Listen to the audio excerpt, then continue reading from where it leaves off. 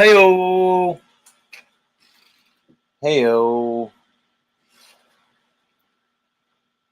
heyo. I guess I'm live. Yeah, it's weird. Press a couple buttons, I start talking, and all of a sudden, you guys can hear me. What kind of strange alchemy is this? Technology.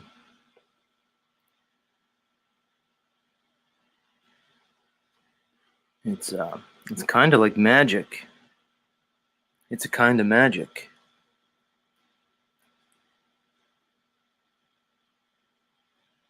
Everybody thinks technology's like a bunch of really smart guys sitting around in a room at a desk, and they just like invent stuff. Thomas Edison invented this and that, and all these people. Yeah, right. It really is magic.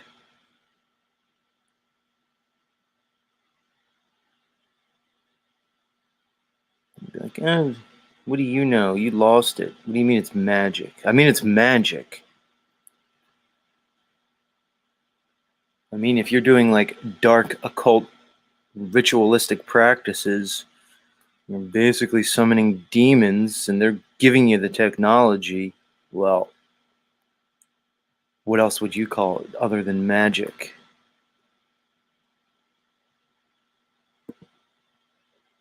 And you'd be like, well, what do you mean? That's crazy. Maybe look into it. Look at all these so-called inventors throughout history. Maybe take a look into their backgrounds, their associations.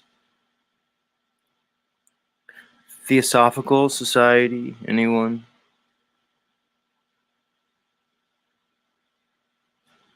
Uh, the Golden Dawn, anybody? The Hermetic Order? Maybe look into it a little bit first, guys. Maybe look into it. Just saying. I mean, come on, guys. You think this computer technology, you think this AI technology just is natural? Again, just a bunch of eggheads, a bunch of brainiacs in a room, just creating algorithms. You really think that's what's going on here? Yeah, think again. It's not quite like that. It's actually something very different.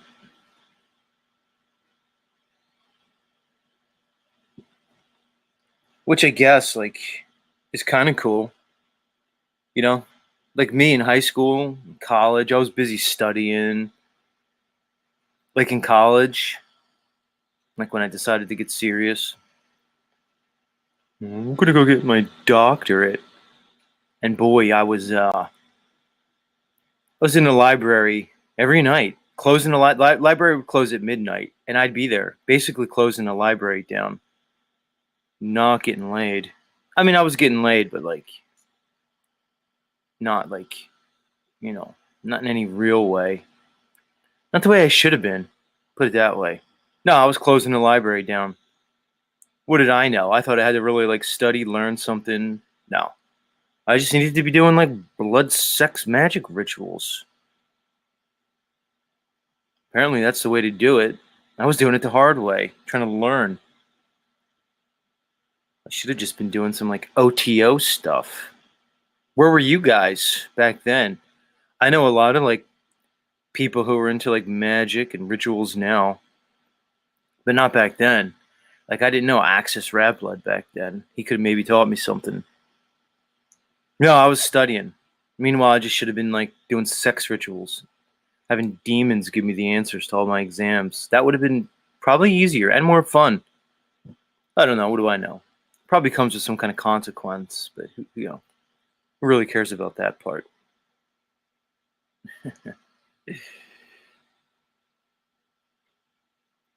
But yeah, hey, that's a way. Is that cheating? Like if I do some Aleister Crowley OTO stuff and I summon like a demon named Lamb, like he did, Lamb just comes and gives me the answers to my, you know, my anatomy, my biochemistry test. Is that cheating? I don't know. Just saying. Just saying.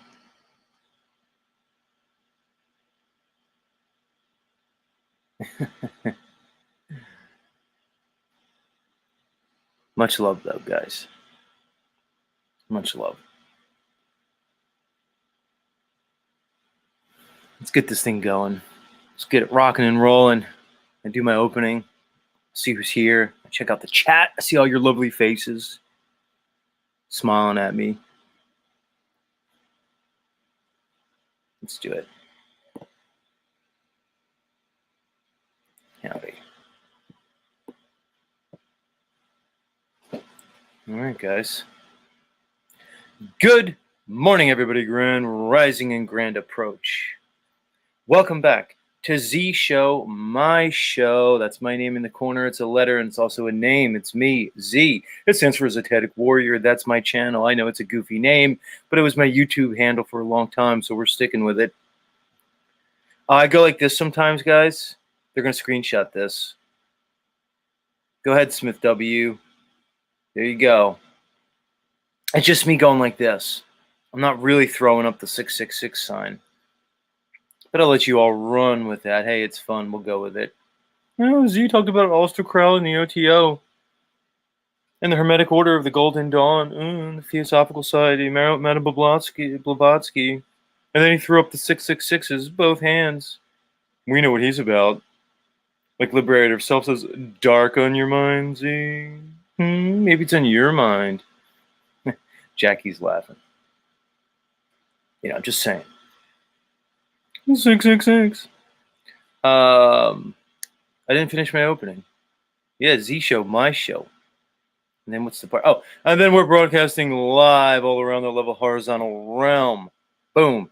I love to throw that part in, just so people are here and they kind of know, okay, he knows we're in a level horizontal realm. Yeah, maybe it's not level horizontal. Maybe it's a globe just really, really big, like 100 times bigger than they said it is, which would throw off other, theories about gravitation and how that works. So, yeah. Oh, yeah, guys, it still might be a globe, just like way fucking bigger, of course, yeah. The R just might be like orders of magnitude larger, which of course wouldn't make sense because they say we have a certain amount of land mass. So what would that make? The equator. So you're saying the equator's not that 25,000 miles in circumference? It's like what? Like a million? Where's all the other land? Stop it, guys. Stop holding on to nonsense. It's dumb and it's stupid. Who's here? Who's here coming at us? Let me check the chat. Musical's a Secret coming in early in the morning. Giving us some Led Zeppelin quotes. Stairway to Heaven. Oh, God. My freshman year of college is when I got into Zeppelin. I remember this is in the old days. 1996. We're going back, guys. Fall of 96. I was in the Zeppelin. I went to the campus bookstore, and they sold CDs in there, and I bought Led Zeppelin 4, and I would just listen to it over and over and over again, which has Stairway to Heaven, as quoted here by Musical's a Secret. It says, as we wind on down the road, our shadows taller than our soul, there walks a lady we all know who shines a white light and wants to show how everything still turns to gold. There has to be all kinds of like occulted hidden meanings in that song with those lyrics. And if you listen very hard, the tune will come to you at last. Yeah, much love. Musical's a Secret. And then with a Beatles quote from Sexy Sadie. Yeah. Boston Ray checking in. Good to see you, Boston. It looks like you're breathing free air this morning, assumedly. It's good to see you, man. Maybe you'll Maybe you'll come give us an update this morning. Yeah, Boston Ray coming in. We watched some of your, your name is Boston Ray Mudflood Adventures. We watched some of your adventures yesterday, if you can call it that. Much love. Big drink tea in the house. Mental pancake. Much love. Capricorni coming at us. The producer Moose says he's the only one here worthy of a wrench. Yeah. And he says, sit down, Ray. Because Ray was asking for a wrench. Yeah, there's no wrenches here, Ray. I have a wrench-free channel. I'm not about wrenches. I think I said had a big drink tea. He said, wake up. It's the first of the month. Wake up, wake up. Three fingers coming at you. Nice to see you. Rachel Zinger in the house. Nice cleavage, by the way. Just saying. Joe Moore. Guten Morgen, sir. Guten Morgen. Nuba says blessings, everyone. Blessings to you, Nuba.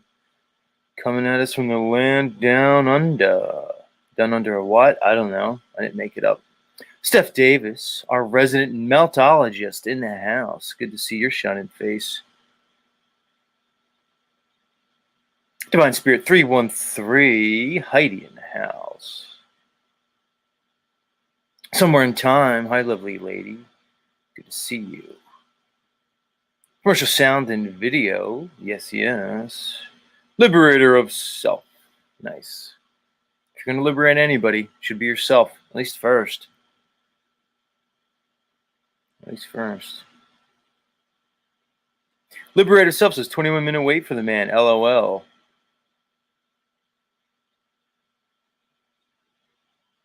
Don't get me started, liberator of self. I can sense when people are projecting their internal space onto me. Whatever anxiety you have going on this morning, liberator of self, I don't know. Whatever you got going on, just know that I know you're projecting on me. I'm sensing it because I'm like that. But I'm not receiving it. I'm going to say to you that I love you. And I wish you well. Just letting you know. Z's like that. I'm like this guy. I pick up on stuff. It's not because I'm like a super genius and stuff. It's because I'm just, I'm in touch with like energy and stuff. I always was since I was a kid. I always could feel people's energy. It's not a good thing, guys. People are like, oh, I could feel people's energy. It's not good. Because it's not yours, it's theirs. So let them have their energy. That's their thing. It's not your thing. But I used to be able to walk into a room and just sense the energy in the room, man. I would know what people are thinking before they would say it, or know what they're saying before they say it, I should say. And people would freak people out. Like, how did you know that? How did you fucking know that? I'm just like, I don't just know it. It's weird. Ruled by Saturn, much love, much love. Why do I want to make out with Steph Davis? Like I'm in middle school. Like I look at her and I'm like, she looks like my kind of chick. I don't know. I don't even know why I just said that. Ruled by Saturn. Nice. 3 fingers. Good to see you. Pale Horse Rider. Says 100% magic. Fallen Angel tech. Yeah, see, Pale Horse Rider knows what I'm talking about. Guys, they said these fallen ones came here. They made a pact with each other. Was it Mount Hermon? I don't know. Read Enoch. And they taught us things. Remember Prometheus brought fire from the heavens? Fire's knowledge. Do I have to explain this to you guys? You got to read between the lines with these things. Like all you doctrine-believing Bible, churchianity people. You don't know how to read between the lines when you read this stuff. It's all encoded. It's all allegorical. It's not just fire. It's not like, oh, here's fire. And we're like, yay, fire. And fire's knowledge. Or whatever. Delirious Radio. Pretty good name. Art of Deception. Yeah, okay. Alex Tilburg coming at us from France. Parlez-vous, good sir? Dick Friedengard. Man, you are ready to rock this morning. You're up early, Dick. Dick, it's September 1st, whenever that means.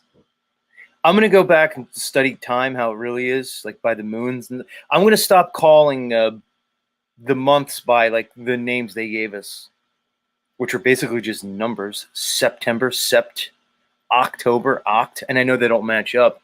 Isn't October 8? Why is it the 10th month? I know they fucked it all up. December, Deca is the 12th month, but it means 10. I know it's stupid. I'm gonna start calling months by the moons. We did it on this show. We went through all the different moons of the year, the flower moon, the blood moon, the harvest moon. I'm gonna call like September like harvest month, or October harvest month. You get it? I'm gonna start doing that. We're gonna call it around the moons. But anyway, Dick, the seasons are changing around here. It's gonna be like 90 some degrees next week here, which is insane. But the oak trees are starting to drop the acorns. The crickets, I hear the crickets out doing their cricket thing. Autumn's in the air, fall. I imagine you're experiencing that, Dick, out where you live, right along in the Rockies. So I don't want to dox you. But autumn is in the air for all of us here in the quote unquote northern hemisphere. I always put that in quotes. Who else is here?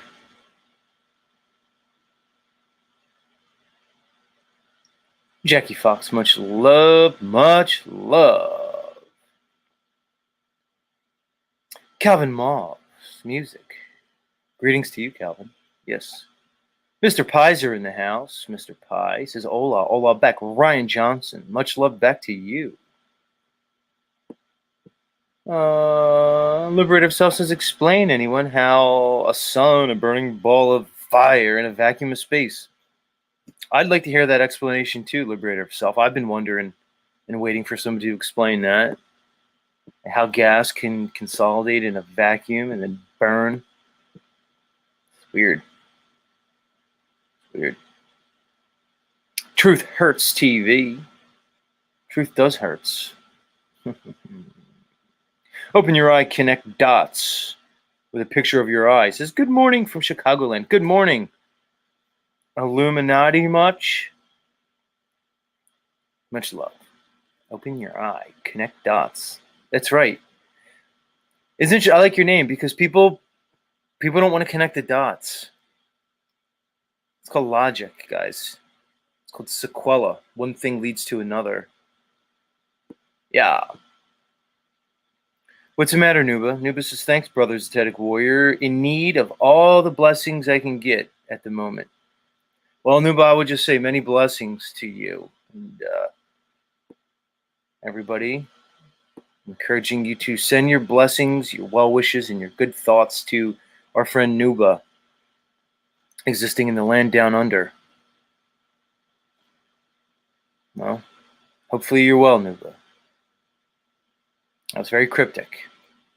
Very cryptic. Green Man in the house. Much love. Ageless Timeless Being says the empath curse. Yes, the empath curse. God, I remember so many times. One time I walked in a room, my grandma was like going through like dementia and stuff. She would go in these insane, like emotional she'd lose it. I remember I walked in the door of the house one time and I just felt this overwhelming energy. It almost knocked me out. And then I turned the corner and there was like, she was in one of her episodes. But it was the energy I felt first. And I can give you many examples of that. Teachers that I would have, I would always know when there was something weird with them and shit. I just know stuff.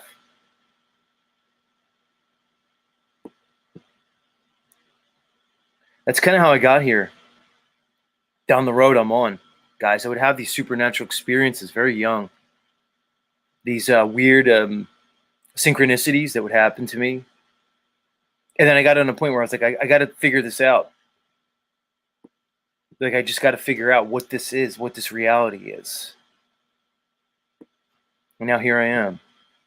Like, pretty much in the bottom of the rabbit hole. Like, they say that the rabbit hole's never ending. No, it ends. It ends with all of us. We're the other side of it.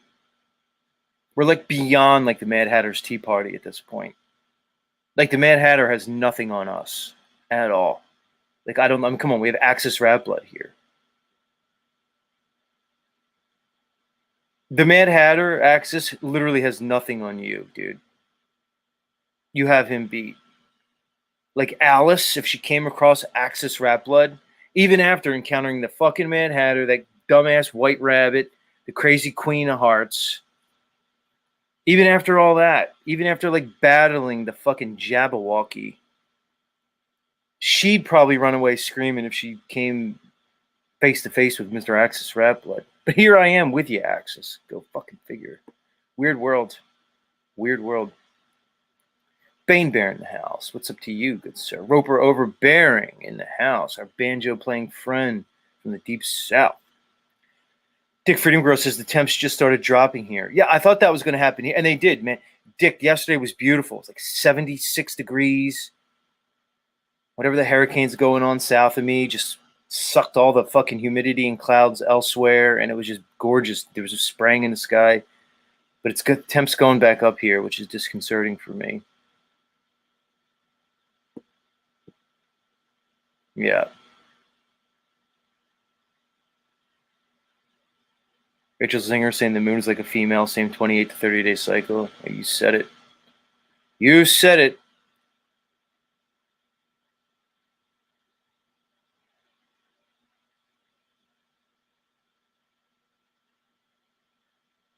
Liberator Self trying to talk to me about something.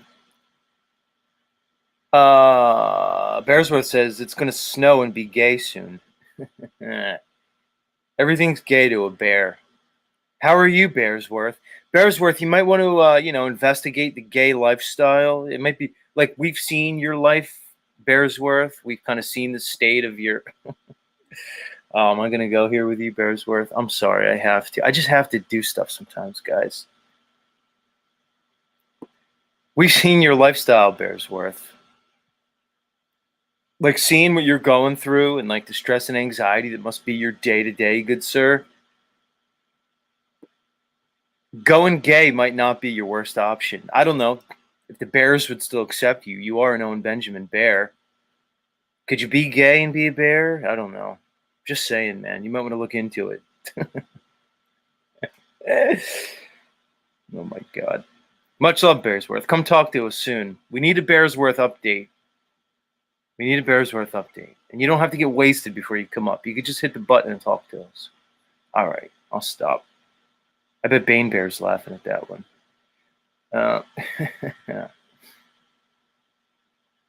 People send to Nuber their good vibes and good thoughts. M. Davis in the house.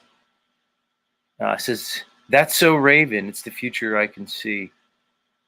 That's so Raven. Wasn't that a show? Wasn't it a sitcom? Numbers dropping in the house. Did I say hi to Ryan Johnson? Either way. Hola. Who else is here? And head motherfucker in charge. She says, good morning, fuckface. Well, good morning back to you, Steve. It's good to see you. Welcome. Welcome. Where'd Mudflood Ray go? He was here early. Maybe he fell asleep. Hey guys, kudos to Mudflood Ray for stopping in the chat this morning. Bane Bear said he did laugh at the Bearsworth thing, and he's sober for 26 days now. Good for you, Bane Bear. Hey man, I know where you're coming from, dude. I'm sort of there in my life too. I've talked about it with you guys. I'm open with you guys. Almost everything. Not all things. Some things I keep to myself. I'm not a huge drinker, but sometimes I drink. I'm not a huge smoker of cannabis, but each day I smoke little bits of cannabis, and I don't even like it anymore. That's the weird thing about it. I'll sit there and I'll be like, I don't really want to smoke this, but then I just do it anyway. And I'm like, oh, I kind of regret it, but I'm kind of glad I did. And I'm like, so what's the point? I just want it out of my life. And as far as the booze are concerned, I don't have a big problem. Sometimes I like to take the edge off a little bit with a nightcap. Jackie Fox says she's almost 2 months sober. Feeling great. Good for you, Jackie. Um, every once in a while, like I just like to take the fucking edge off, but it just takes a little bit for me because I'm such a lightweight.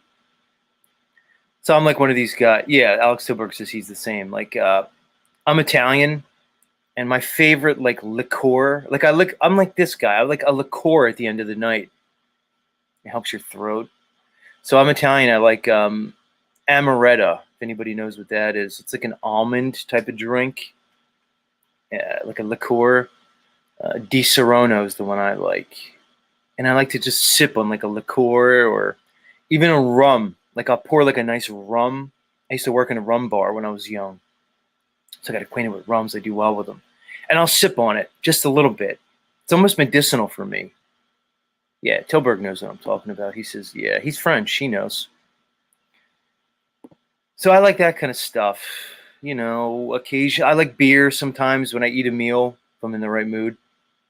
Even wine. I'm Guido. I like sweet Guido, but just little bits. I don't have a problem with alcohol. It's more the cannabis, and I'm not even like Snoop Doggy Dogg. The problem with cannabis is me because it's hard to regulate. If I take one hit of cannabis from the bowl, it's like 15 seconds later, I'm like gone, zooted on fucking high as fuck. One hit. That's the thing with cannabis. It's like an all or none thing. You take one hit and you're fucking gone. Where alcohol, you can regulate it. You can take a sip, you can put it down, you can move on, or you can get bombed, you know? You have to work to get fucking wasted on alcohol. Like, you have to really, it's like a process. Make you sick and stuff. Steph Davis's Amaretto di Sorono was always in the family liquor cabinet, was my mom's. Yeah. Well, it's funny. The good old days for me, Steph, when my dad would have to watch me, which was rare, because, you know, when I grew up in the 80s and stuff, dads really didn't do that. But every once in a while, I'd be stuck with my dad if my mom was somewhere. And at nighttime, you know, when it was time when he was tired of dealing with me, he'd be like, "Oh, come here, drink this. It's good for your throat." And so I'm like, "My throat's fine, Dad. What are you talking about?" And he would give me like a, you know, a glass of amaretto di Serono because he knows I drink it, it would knock me the fuck out. Yeah, my dad was basically giving me alcohol when I was like 4. Seriously, I was like 4 or 5 years old. He'd be like, "Drink this." And I'm like, "Okay, this is good." So I kind of, you know, I got accustomed to it at a young age. So I understand that. I get that. I'm not against giving kids booze like in the old days. I'm really not. All these holier than now parents. Come on, parents. How many, you know, how many times have you given your kids like NyQuil and shit, Robitussin, and knocked their little asses out? You think that's any better? You know, you want to do some parent stuff, some adult, you want to have adult time? Your kids are getting on your nerves. Come on, how many parents here? There's little NyQuil, little Robitussin, knock their little fucking asses out. You know you've done it. Benadryl and shit, boom. You give kid a little shot of Benadryl, they're fucking out like a light. And even if the kid died or something, choked on their tongue in their sleep, you can get away with it. You're like, oh my god, I didn't know. It was over the counter. I give him some Benadryl. Oh, my kid's dead. Great. Um, so what's the big deal? If you're gonna do that, you might as well give the kid a little bit of something. Help him take the edge off a little bit. Just saying. What do I know? Somebody says, but giving your kids cannabis products is bad, right? Yeah. I don't know on that one. I could tell you what, though, preventing cannabis treatment, if it's medically appropriate, is bad. Like these states where these kids have epileptic seizures, it's obviously shown that cannabis is an effective treatment with really no harmful side effects, no adverse effects. And then you see these families, they have to move to another state. Like if you're in some uptight, fucked up red state and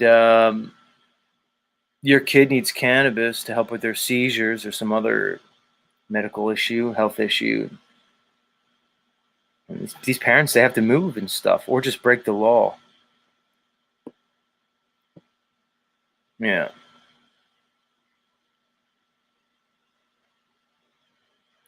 Green Man says never smoked near my kids. Yeah. All right, now Nuba's telling us what he's up to. Nuba says he's moving a farm into storage via a 50cc scooter, hand trolley, push bike, walking. I'm actually in a silly situation. Well, Nuba, you did what we were talking about the other day. Like you tried to like do a homestead on your own. And this is why I come here and talk to you guys about so many things. It's because we make these unrealistic expectations. We put these unrealistic expectations on ourselves because we're trying to exist and walk the line in two worlds that are not appropriate for each other and they don't match.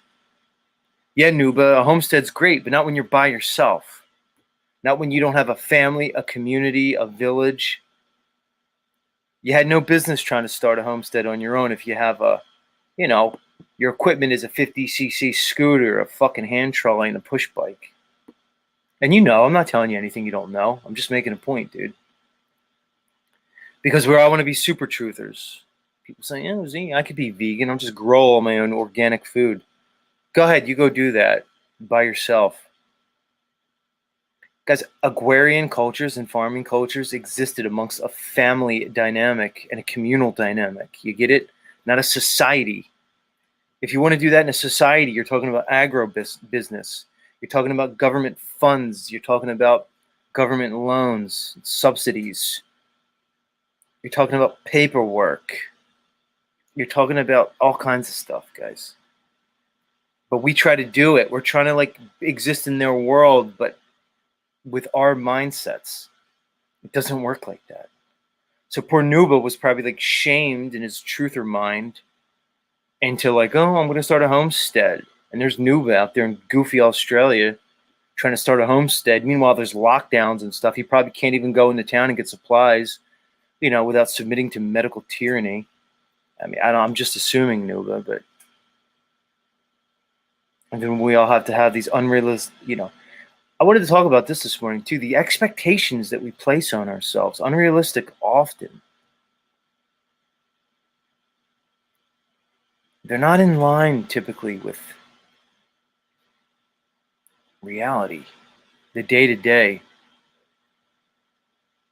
We're so worried about being we're human beings. I want to be somebody. You are somebody. You really don't have to do anything. Your value is intrinsic. You don't have to achieve some sense of value. Whoever told you that just lied to you. And if you think that, you're wrong.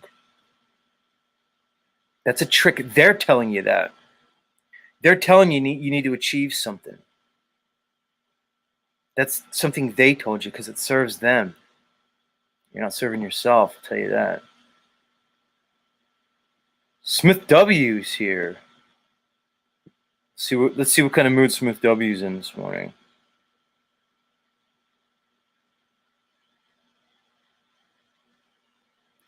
You're saying now you're commenting on my Bluetooth headset. He said he's feeling, God, go worship your ruler, you weird Satanist. I wonder who he's talking to. Probably me. He said I'm pretty sure they're not. All right, so you're having a. Smith Davis says I was going to say the same thing. Speaking of truth, Bluetooth headset strangle around your neck is absolutely horrible for you. Okay. Maybe, of course, whatever, dude. I'm not really worried about it. Fucking weirdo, man. Like I watched the dysfunction play out right in front of me with people like you, Smith W. You come here just looking for a fight. Your life must be horrible, Smith. Winston. Was that his name? Was that his name in 1984? Smith? Was it Winston? He said he was talking to Ruled by Saturn. Okay, either way. For a Christian, Mr. Winston Smith, you spread the worst vibes ever, dude. And that's the thing I always say about you churchianity, doctrine, Bible-believing Christians. You guys are the worst people that I see in society and here in the metaverse. You're always the lowest of the low, the nastiest of the nasties. You always are. And you're just such a bad example of humanity. Call yourself Christians. Yeah, low vibes, Mr. Pie. They're low vibes. They hate themselves because they're buying into an ideology and a doctrine that says that their very existence is a sin and fallen. I hate myself too, Smith W. Dumb fuck, if I thought that. If I thought my very existence was a sin against creation and then I was fallen or something. Don't get me started. Let me rein it in.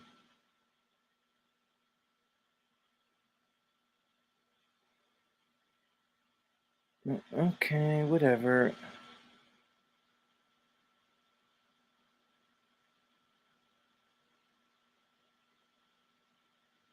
Gotcha. All right. Now Steph Davis is telling me how the Bluetooth is irradiating my brain. All right, so the Bluetooth is irradiating my brain. There's lots of stuff going around. There's lots of shit going around. There's frequencies in the air everywhere.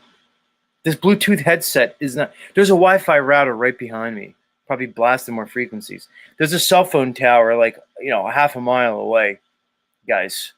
You understand? There's radio waves blasting electromagnetic frequencies constantly everywhere. Radio signals, radar.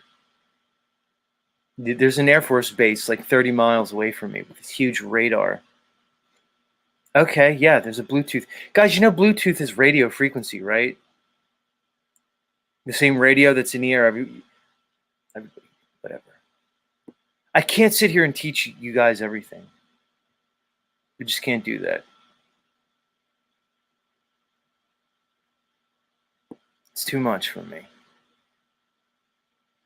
Smith says he's heard September 23rd they may cut the power. Look, I've been in this game for a long time, guys. People have thrown a lot of dates at me over the years. We're all still here with power. I'm not saying they're not ever going to cut the power, but I'm saying I'm done like attaching dates to things. Where's our friend Archaic? So 2040, 2046, 20, whatever he's saying. Phoenix event, okay, fine. You're telling me the 23rd they're going to cut the power. All right, cut the power.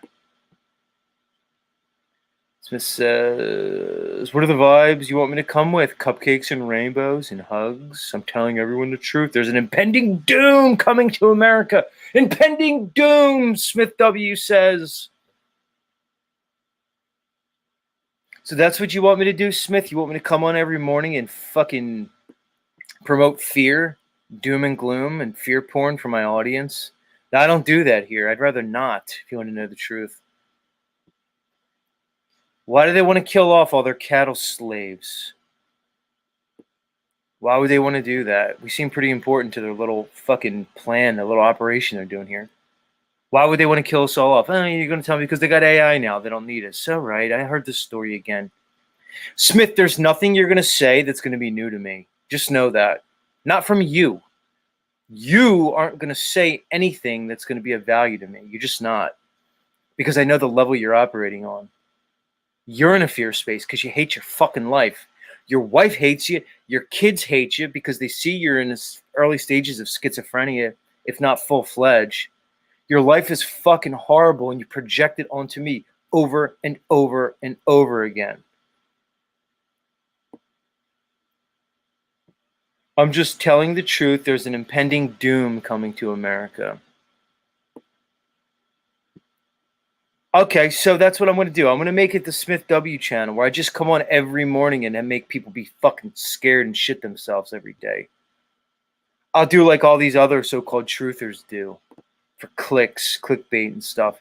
Notice I don't throw thumbnails up. Notice I don't entitle my things like, oh, coming doom to America. It just says Z Show every day. And then I talk about whatever's appropriate. I'm not going to come on here like you and just say there's impending doom coming for America. Why would I do that? Why do you do that, Smith? Maybe Smith, you internally are embodying an energy of doom. and fear and anger and discord. And then you just want to come and project that on everybody else. Because much like everybody like you just want to watch the world burn because you're burning on the inside. It's much easier than changing yourself, isn't it?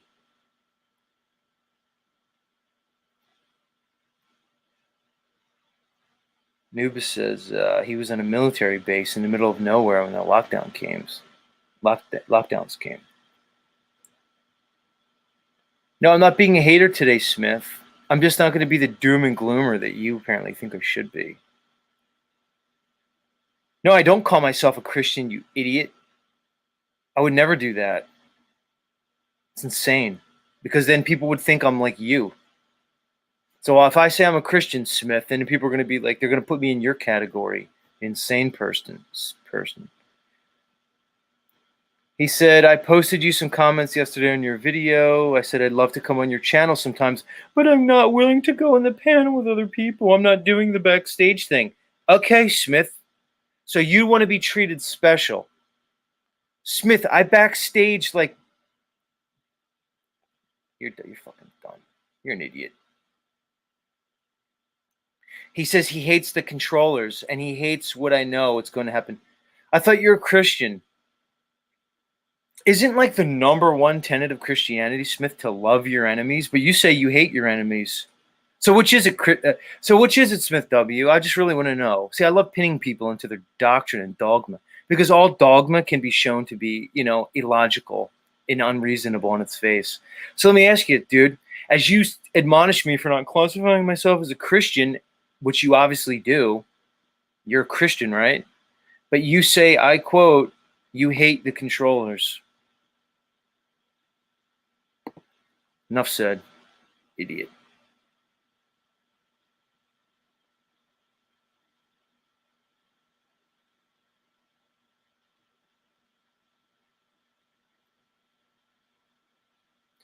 Smith says, maybe you should do a show on radio waves. I've done many shows on radio waves, Smith.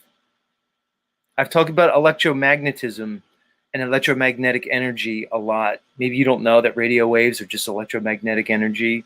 Maybe you're not aware of that. I talk about it I've talked about it often, dude. Just saying. Oh, by Saturn. James Sharp back at us. We met James Sharp yesterday. He was bringing the heat. He says, good morning, everyone. Oh, and Smith W is trying to educate my community. Yeah, interesting. Stupid.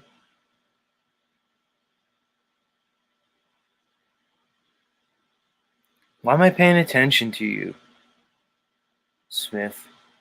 It's funny seeing your name, Smith W, 6079. I watched every once in a while I'll sit down, I'll be like, let me do a normie thing. And I'll pop the TV on and like try to watch a movie for like a minute or two until I'm like, I can't do this. This is killing my brain. And the movie 1984 was on. And his number in that movie was 6079. So I see where you get your number from. What a weird book and a weird movie. It's weird.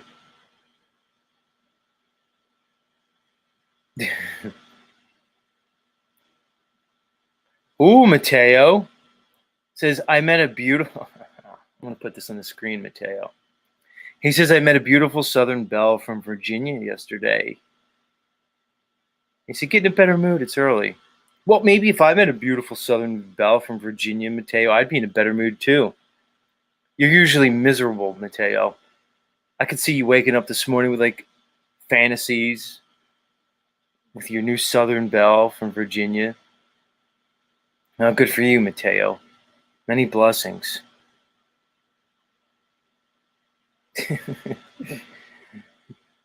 I'm done reading your comments, Smith. You've already got enough attention this morning. Too much attention.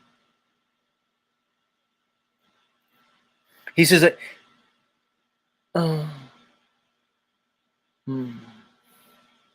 Smith. Oh, God. I'm going to actually read. He says, I want you to come on every morning and blast our government and how fucking evil they are instead of singing and dancing. Right.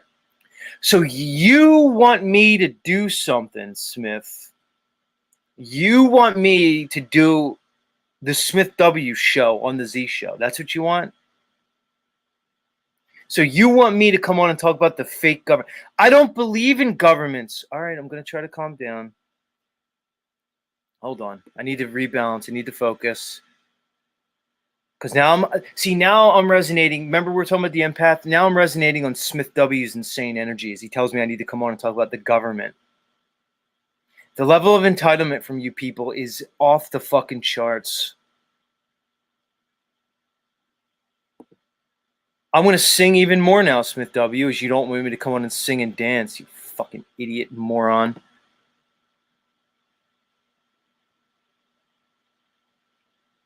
So because a schizophrenic lunatic wants me to come on every morning and talk about the government and scare the shit out of everybody and put them in a state of paranoia, yeah, that's what you think I'm going to do?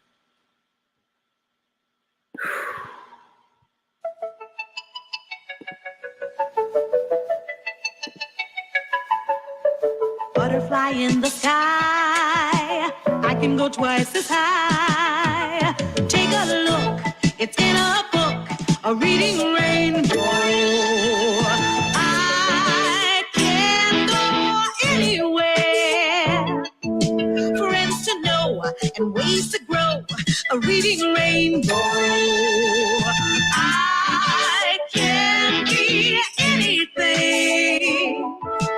Take a look, it's in a book, a reading rainbow. A reading rainbow.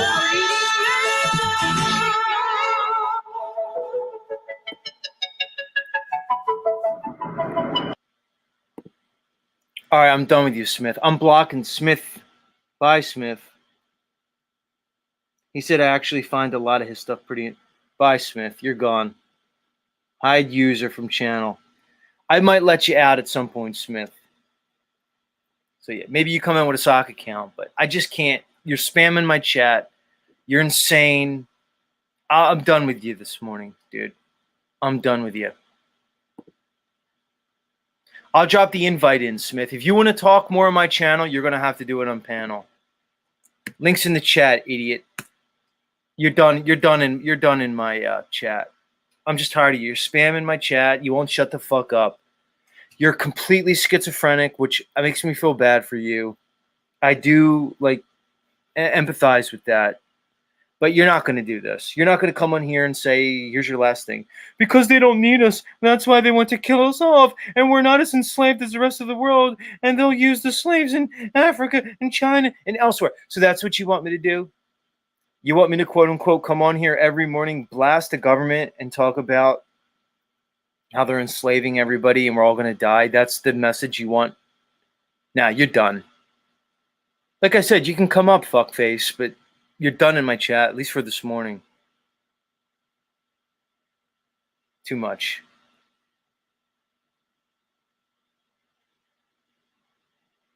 And he says, I guarantee all my research is in it.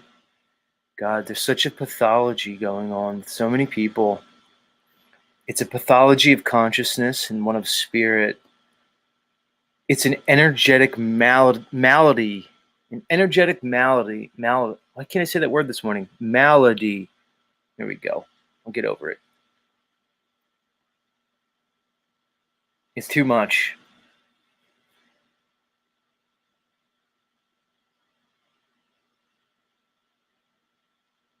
Right. And here's what he says. This is the Christian. Ready? He says, no, they definitely don't hate me. Your wife hated you, though, and left you. And now you're living at home with your mom and you're bitter towards the world. Right. Because Smith thinks I live with my mom and dad because I live in a basement. Because every basement, of course, is like, a mother's basement. Sorry, Smith. Try again, idiot. He said, so there you go. After talking shit about me, I find something bad about you. Yeah, the Christian Smith. See, I can still see what he's typing, even though he's blocked. You guys can't see it. I can still see it. He's going off. He said, I'm not an obvious. It's omniist, and neither am I. It's Exus Rap Blood. Get it straight. Yeah. God, he's going crazy. I thought you worked, dude. He is spamming my chat like there's no tomorrow. Wow.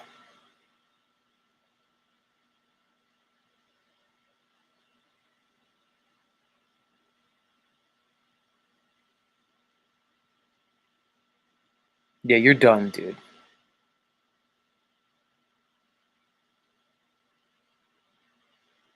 Smith, again, why would I call myself a Christian?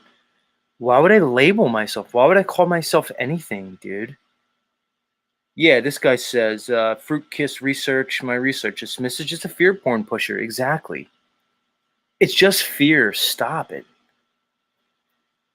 Why would I want to do that to my listeners? Put everybody in a state of fear?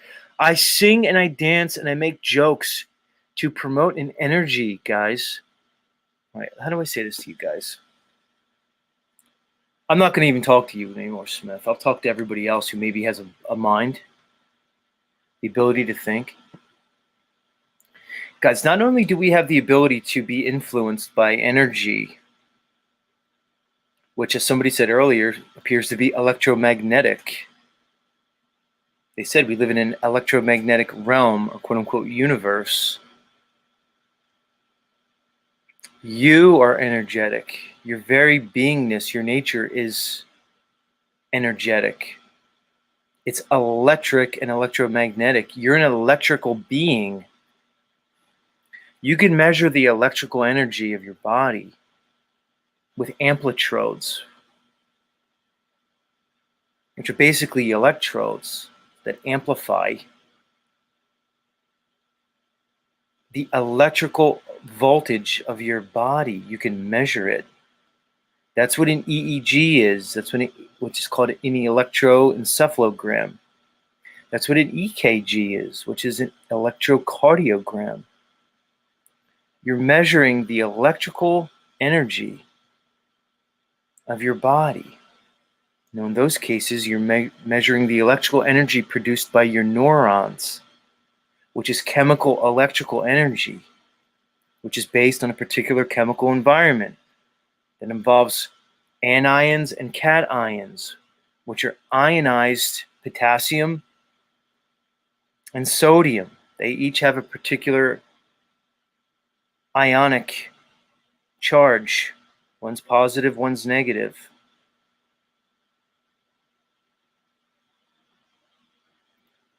When the potassium and the sodium, which are ionically charged, separate across the cell wall and they reach a certain critical threshold, when they're sufficiently depolarized, or when they're sufficiently polarized, there's a depolarization as the cell wall opens. The depolarization initiates an electrical charge which can be measured in microvolts.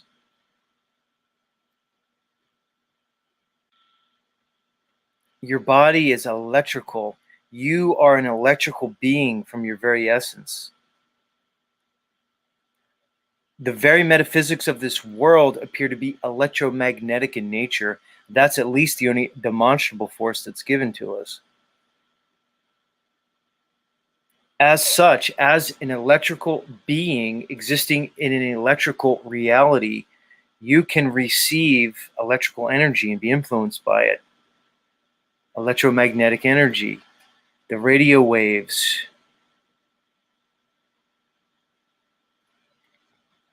all this energy around us.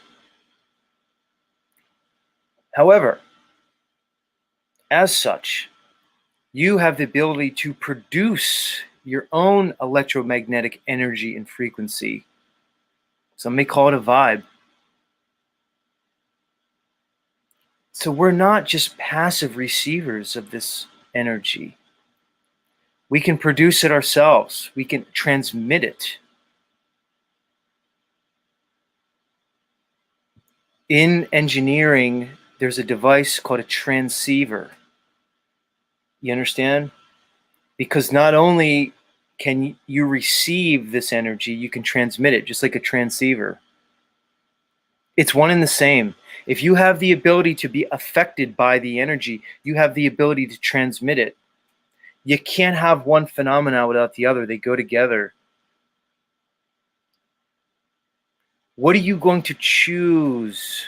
Are you going to be a passive recipient of the energy that's being projected? I see you back there, Smith. Hold on. I'm going to bring you up. Calm down, lunatic. Are you going to be a passive recipient of electromagnetic energy, or this energy that these people and this technology is placing on you? Or are you going to take agency? Are you going to realize your divine sovereignty? And then are you going to start transmuting that energy and putting your own energy out into the world? Be the conscious co-creator that you were always meant to be, instead of the passive victim. I'll say it again. I've said it before. You have a chakra system that runs through your body that all the ancients knew about. Your crown chakra is purple. It's purple. Purple is the color of majesty. It's the color of the regents. Why do you think?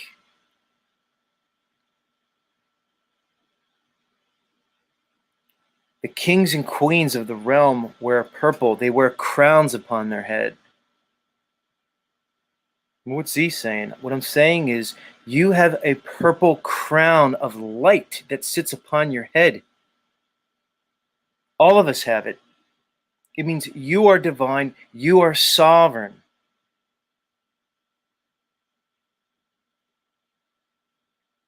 There's nothing over you.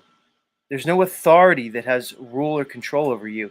You have the power. You have the control. Let's bring up Smith W. Are you going to control yourself, Smith? Yeah, man. How you doing today? I'm doing pretty well. That's good. Yeah, I didn't hop on to throw you any hate, man. I think you, like I've told you on plenty of times, I think you got a lot of some good information on your channel. I find it interesting. I like to listen to it when I start my day in the morning. I can put on music, but I want to learn. So I like the stuff you got. Right on, homie. It's Right pretty on, homie. pretty interesting with the crown chakra there. So you got chakras have your chi, and chi is the 22nd letter in the Greek alphabet that's represented by X, but chi is also like Chicago because the eclipse is going to go through Illinois and it's going to pass over little what's it called, Little Egypt, where they've built a pyramid. Feel like the eclipses were important in the past times, like they used to sacrifice people to them or something like that. Well, the I'm not eclipse doom. is I'm not doom and gloom. I'm just an obvious, as you would say. It's obvious they're destroying America. It's pretty obvious if anybody can't tell. That's all. the word's not obvious. It's omniist. Okay, Omniist. I'm calling it obvious. I thought you said obvious, and I'm like, okay, well, it's obvious, so I'm obvious that it's going to happen.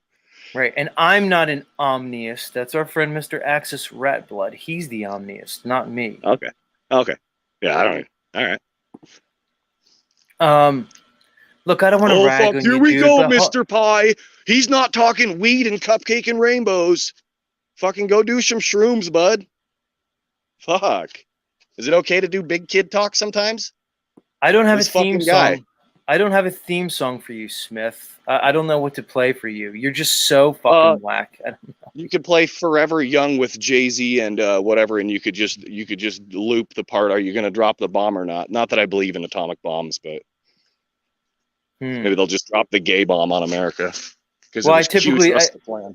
I typically don't let my my panelists choose their own song. I usually come up with it on their own because they'd all just choose like awesome stuff. Like Steve, the head motherfucker in charge, who's here, he wants his theme song to be the A-Team theme. Nice. And I love you, Steve, but that's way too cool of a theme song to give to you, bro. I'm just saying. So you're not gonna get. What's with the gay thing? Oh, he's gone. He dropped off. Oh, here he is. Hold on. Are you there, Smith? He says, "Christ is King." Smith. Yeah. I don't know what happened there. What's your deal with the LGBT community? Why do you have such a problem with gay people? I want to know. I have some in my family. It's not that I have a problem with them. It's that the key to the universe. Have you seen Hitchhiker's Guide to the Galaxy? Believe it or not, it was one of the worst movies I've ever fucking seen. never- but I did watch I've it. I never watched the whole movie. I know it's a book and stuff. Yeah. I've never watched it. I've never read the book, but I do know from the movie has the key to the universe lies in 42. That is true. There's 42 degrees in a rainbow. It's the reign of B.O. Barack Obama. I know. Shake your head. He's very prideful. Why are you like a so- rainbow. All right, I'm going to try not to scream at you. Why are you so hung up on like you got a picture of Michael Obama when you can't? Why are you so hung up on the fucking Obamas being gay? The gay. Do you know when you really look through Christian scripture, it really doesn't say gay is bad. You have to do a lot of logical leaps and look at the Pauline fucking doctrines to try to make a leap that like, Jesus was against gay people. Well, what if I know Jesus was gay himself? He was hanging out with those guys all the time. I know Mary Magdalene was around there, but if you found out Jesus was gay? What would that do to you? Well, okay, you asked me a question, but then you asked me another one that you want me to ask. I tend to do that. I tend to, especially with schizoids like you. Go ahead. Yeah, no, it's not that it's not necessarily that I got a problem with them, but it does say in the book of Revelations that at the end times men will be lovers of themselves, or is that like as in other men? Okay, so you interpreted it as sexual love. See, this is my problem with you, Smith W. I interpret stuff. That's what I do. It's all good. I'm going to try to be... No, I'm going to leave. If you're going to play music, I'm not going to do this. I'm not doing the fucking music thing. It's called... Oh, you're going to tell me... It's called apophilia. Do you remember we talked about that I've heard term? that. I've heard that. Right. All right, it's called putting your head in the sand like an ostrich and pretending like none of it's true. No, dude. Do you know what they call the World Navigation System? Holy, shut up. It's called GPS, idiot. Hold on a second. No, you don't know what it's called. It's called WGS 1984. That's what they call it. You're a flat earther. We live under a dome. What's the highest part on the underside of your house? Oh, because we live on a dome, so you're going to presuppose a dome? Or whatever. What's the highest part on the underside of your roof? It's called the gable. And you're going to say gable it's truth in plain sight. Has to do with the Chicago Bulls, and because Michelle and Barack Obama are from Chicago, the two gay bulls. Do you understand you're saying crazy things? Oh my God. No. All right, I'm going to go. No. See, now I'm in your world. Now I'm in your energy. Hold on. I'm not all worked up. I'm not mad. I'm not trying to be hateful to you. Right, I'm worked up because now I'm in your schizoid world. Hold on. We all need to cupcake with the gays. Like, I'm sorry, I'm not going to do it. I got them in my own family. I'm sorry. Hold on, I'm trying to have discourse with you, fuckface. Let's do that. You can't do it. You're impossible. It's impossible with you. I asked you where in scripture does it show you that gay is bad. You pointed to Revelation where it said men will be lovers of themselves. Then you made a logical leap to say that means sexual love. And then you say not loving themselves, but loving other men, dude. Yeah. Can you please give me another scripture that in the New Testament that you think Jesus is king? I want you to give me another scripture in the New Testament that says that being gay is a quote unquote sin and the worst thing in the world. I don't think it specifically says that. Okay. Being so then what's the problem then? It's my own interpretation of it. Everybody wants to interpret the Bible their own way. Well, this is my interpretation. So you don't like gay people. That's really just what it is. No, you have a problem with gay people. No, you like cupcaking for them. It's all good. I got nothing against them, like I said, but I don't think that God wants it to be that way. And I think it was Q trust the plan because the queers are running everything. So you're saying because Q goes by the letter Q. Do you know there's like, I'm going to show you how apophilia works. Okay. Yeah, I'm going to show you. It's also Q trust the plan because the Quran starts with Q and we need to cover our face and go green like Islam. It's a triple entendre. Oh my God, you just want to keep talking. Look, do you realize there's like at least like 50 different things you can call gay people? So you just chose the one gay name that starts with Q to associate it with Q to prove your point, you apophonic fuck. You're being real hateful today. What's your problem? Yeah, I'm being hateful. You gay? I'm the are you gay? Ones. Is that the issue? What if I was? What if I was? You are. What if I sucked 20 dicks you? last night? What if I lined 20 guys up and sucked 20 dicks last night? You probably did.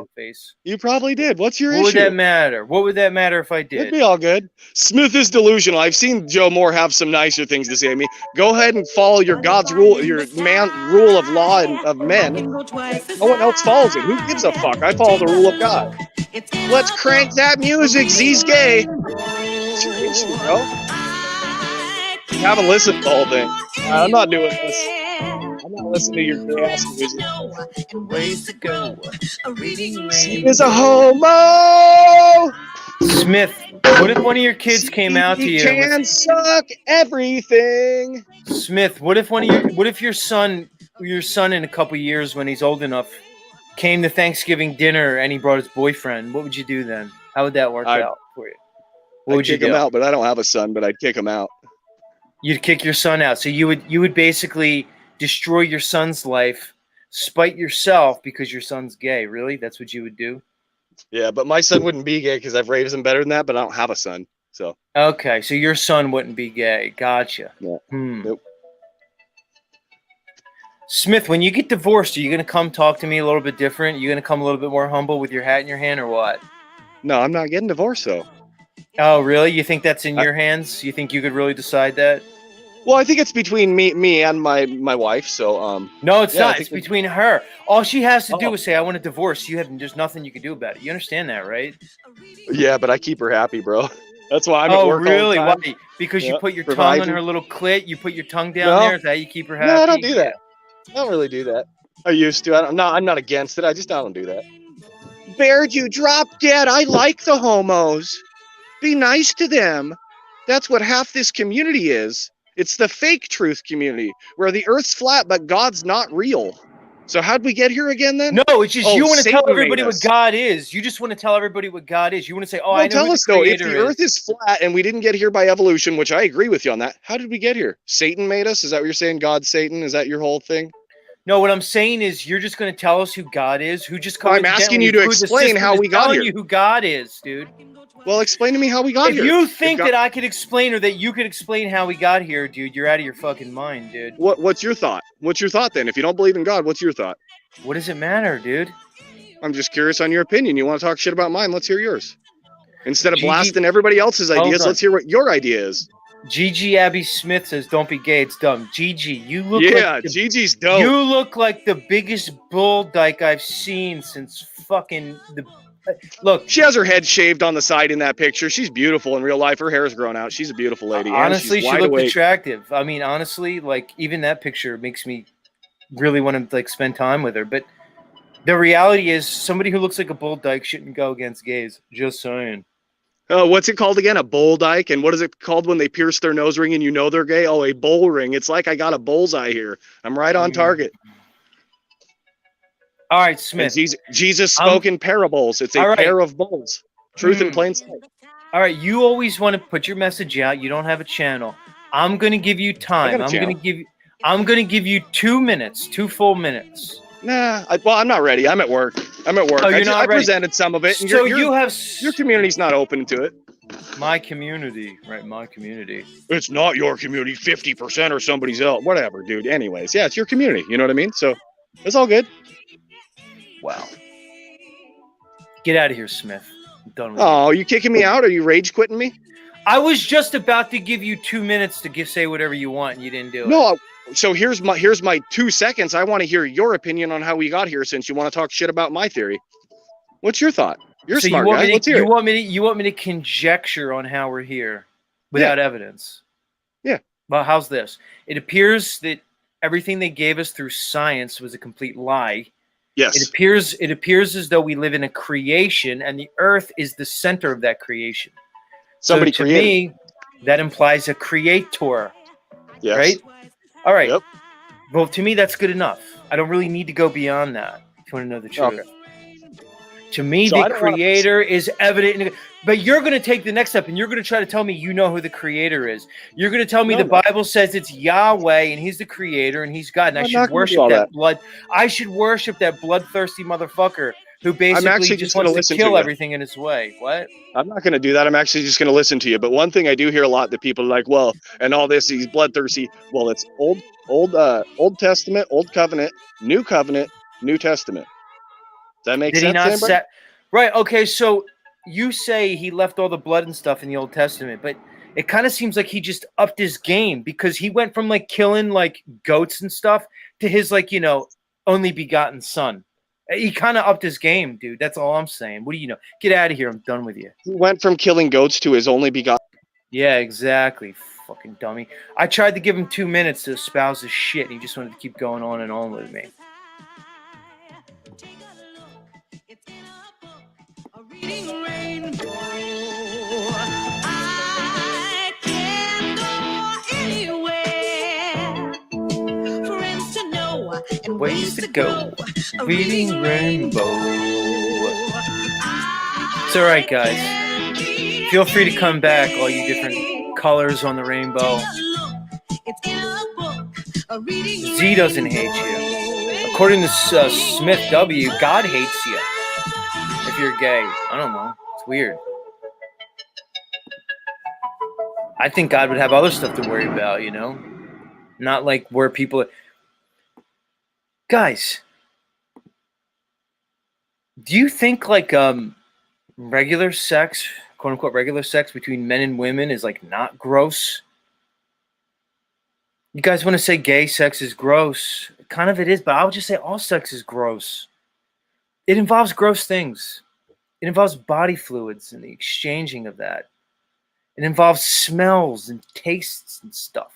Gross sounds. It's an experience that's just disgusting on its face. Whether it's two guys or two women, it's gross. And some of the stuff you guys are doing, like I'm sure Smith W., who's so against gay sex, I'm sure he's eating his wife out. Do you eat your wife out, Smith? Are you going between her legs? You dive in between your wife's legs, Goofy? We can't hear if you're talking. I just said that I told you asked that before, and I told you that I used to, but no, I don't really anymore. I'm not saying I'm against that, but I've never heard a heterosexual man say that sex sounds gross. That is the gayest sounding thing I've ever heard. Sorry, bro. Dude, you're saying sex sounds gross? Sex in and of itself is gross. That's weird. You must be fucking some fat chicks. I don't think it's gross. I think Maybe. the woman, the woman form is beautiful. Chicks? So who fits the bill for you? So gay's bad, fat's bad. What's good? I want to know. Gay's bad, fat's bad. What's good? Tell me, please. Being healthy and not worshiping Satan, basically. Seems like a good start. Got you. Right. So as you worship Yahweh, who very likely is Satan, you tell me not to worship Satan. Funny. So you're saying you're not going to espouse? Idiot. I'm done with that guy. It's too much. He's giving me a headache. I'm done with him.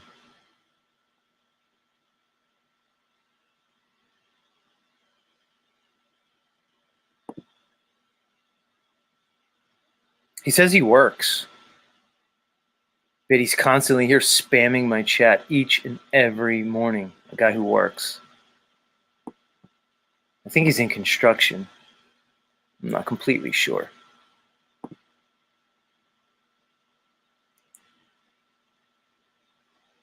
And I love the logical fallacy. When I ask him what he would do when he has a...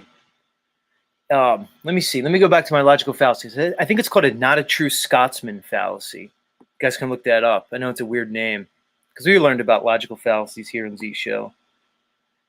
You're basically saying that, well, you know, if I had a son, they could never be gay because I wouldn't raise a gay son.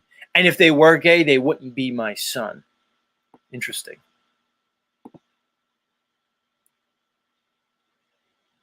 So-called Christians are the biggest haters and bigots I've ever come across. It's unfucking believable.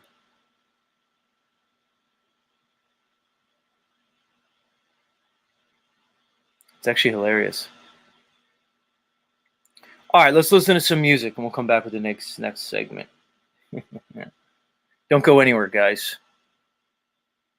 Don't go anywhere. Let's play more of Austin Whitsitt's music. This looks like his lovely wife, Kai. All right, guys. We'll be back in 2 minutes. Much love.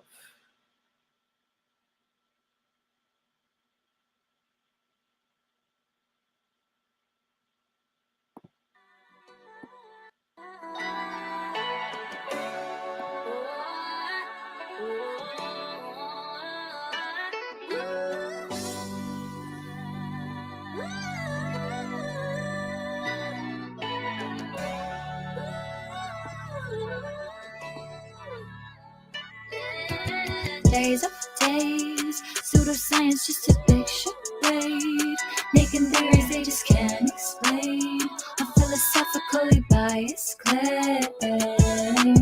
Days of days, we break away just like a renegade. So pay attention, gonna get it great. The school and globus till they all awake. School and globus with diplomas and a chip on the shoulder. Debate is over, mind is sober, solar system disclosure. Can't go back once you heard the facts. And make a pact, never take a rest. School and ballers and the followers that give them the dollars. They try to holler in the chat that you're a fraud, not a scholar. They hate God, that's why they attack. The earth is flat no matter how much they laugh. Days of days, pseudoscience just a big charade. Making theories they just can't explain. On philosophically biased claims. Days of days, we break away just like a renegade. So pay attention, gonna get a grade. With school and globus till they all awake.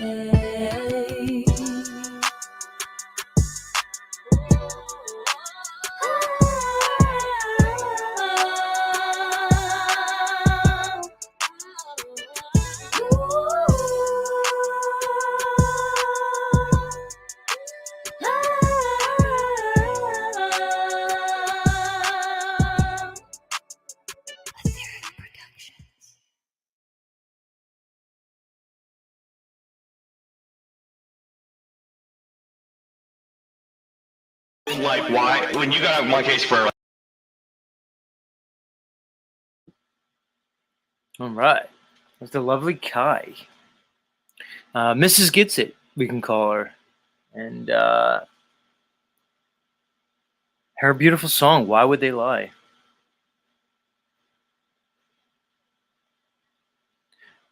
Uncle Rick, what do you think about Austin Witz's wife, Kai? She's a peach, isn't she? And I mean it with all due respect. Like,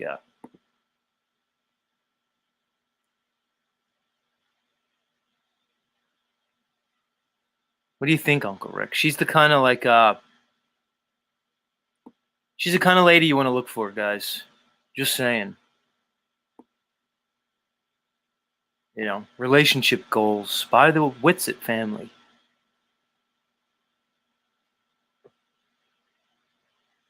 What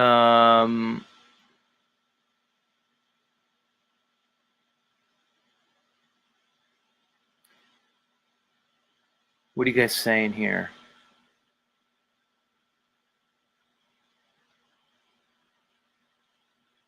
No, it's not KY. Pi says KY is also a great loop. I'm sure you would know, Mr. Pizer. It's Kai, not KY. God. Joe R says, I can't imagine disowning a homosexual child. I have 3, and they have my heart for eternity. Right. See, that's the kind of thing, that's the kind of energy that makes sense to me. That's a healthy energy. That's a functional energy. A resonant one. Willis Reed says, Genesis 19 talks about sexual immorality. Okay. Well, what does that mean, sexual immorality? See, you made the leap to say that that means homosexuality. You made that leap. Because in your mind, you say sexual immorality means homosexuality. You don't know what that means. I'm just trying to point stuff out to you guys. Unicorn. Freedom Grower says she's a unicorn. Yeah. Most deaf.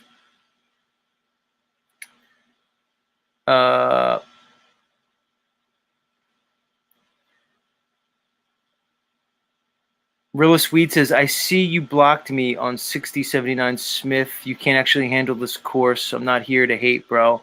I don't even hate if you're gay. You're just not getting into the king. Is this your sock account? Smith W? Rodless Weed. So now you're coming in on the sock account? Weak sauce. Anyway. Let's go into the next segment. Why didn't it pull my thing up? Here we go.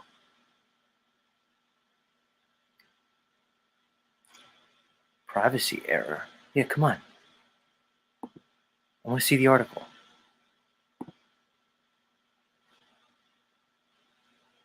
Pulling my stuff up in the background. Bear with me, everybody. Here's my article. It lets me buy the pop-up ads. Everything has a pop-up ad, a subscription. It's too much. All right, guys, it's time for hashtag science. This article's titled "Metallic Spheres Found on Pacific Floor Are Interstellar in Origin. Harvard Professor Finds." Yeah, because you guys know my feelings towards hashtag academia, hashtag science, and so-called education. So here, a Harvard professor is going to teach us about interstellar objects coming into Earth.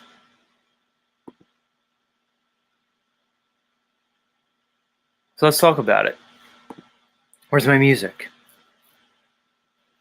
This is where I pull too many tabs up in the background and everything just starts glitching out, taking forever. Freaking tripped out, man. Let's see if we could detox from the Smith W. hate frequency vibe that he brought to my show this morning.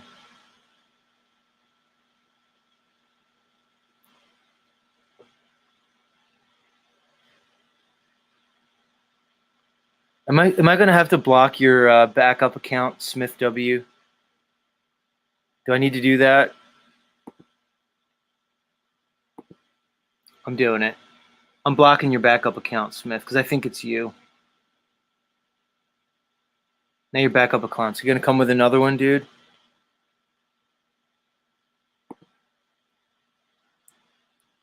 Guys, by the way, if you get blocked on somebody's channel and then you come in with like a sock account,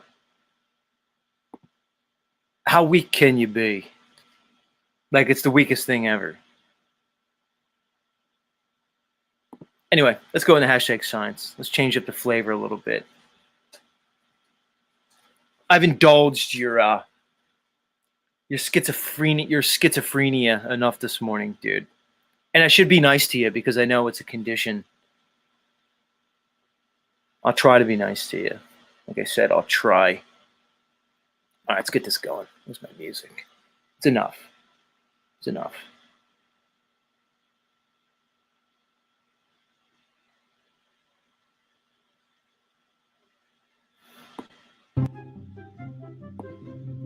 All right. Settle in.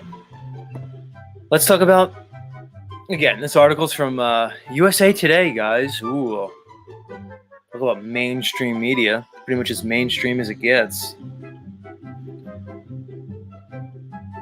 This article's entitled "Metallic Spheres Found on Pacific Floor Are Interstellar in Origin. Harvard Professor Finds." Ooh.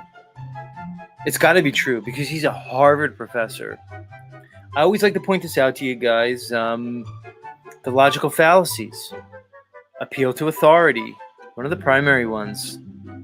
So because it's a Harvard professor, you've been preconditioned to associate Harvard with education, knowledge, etc., etc.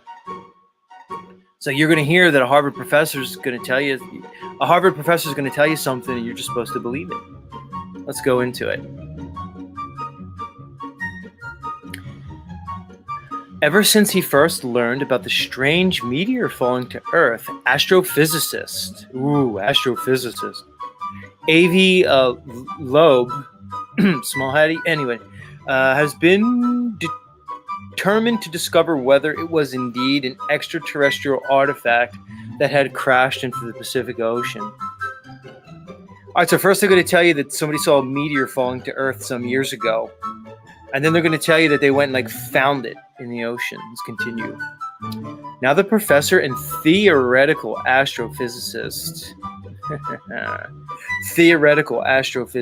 Let me ask you guys, why do you need to be theoretical astrophysicist? Physicist comes from the root word physics, doesn't it? Physics is a domain of science. Okay, let me ask this question. Why do you need a theoretical scientist? There's no theory in science. Science is about a method. It's called the scientific method. It's based on certain principles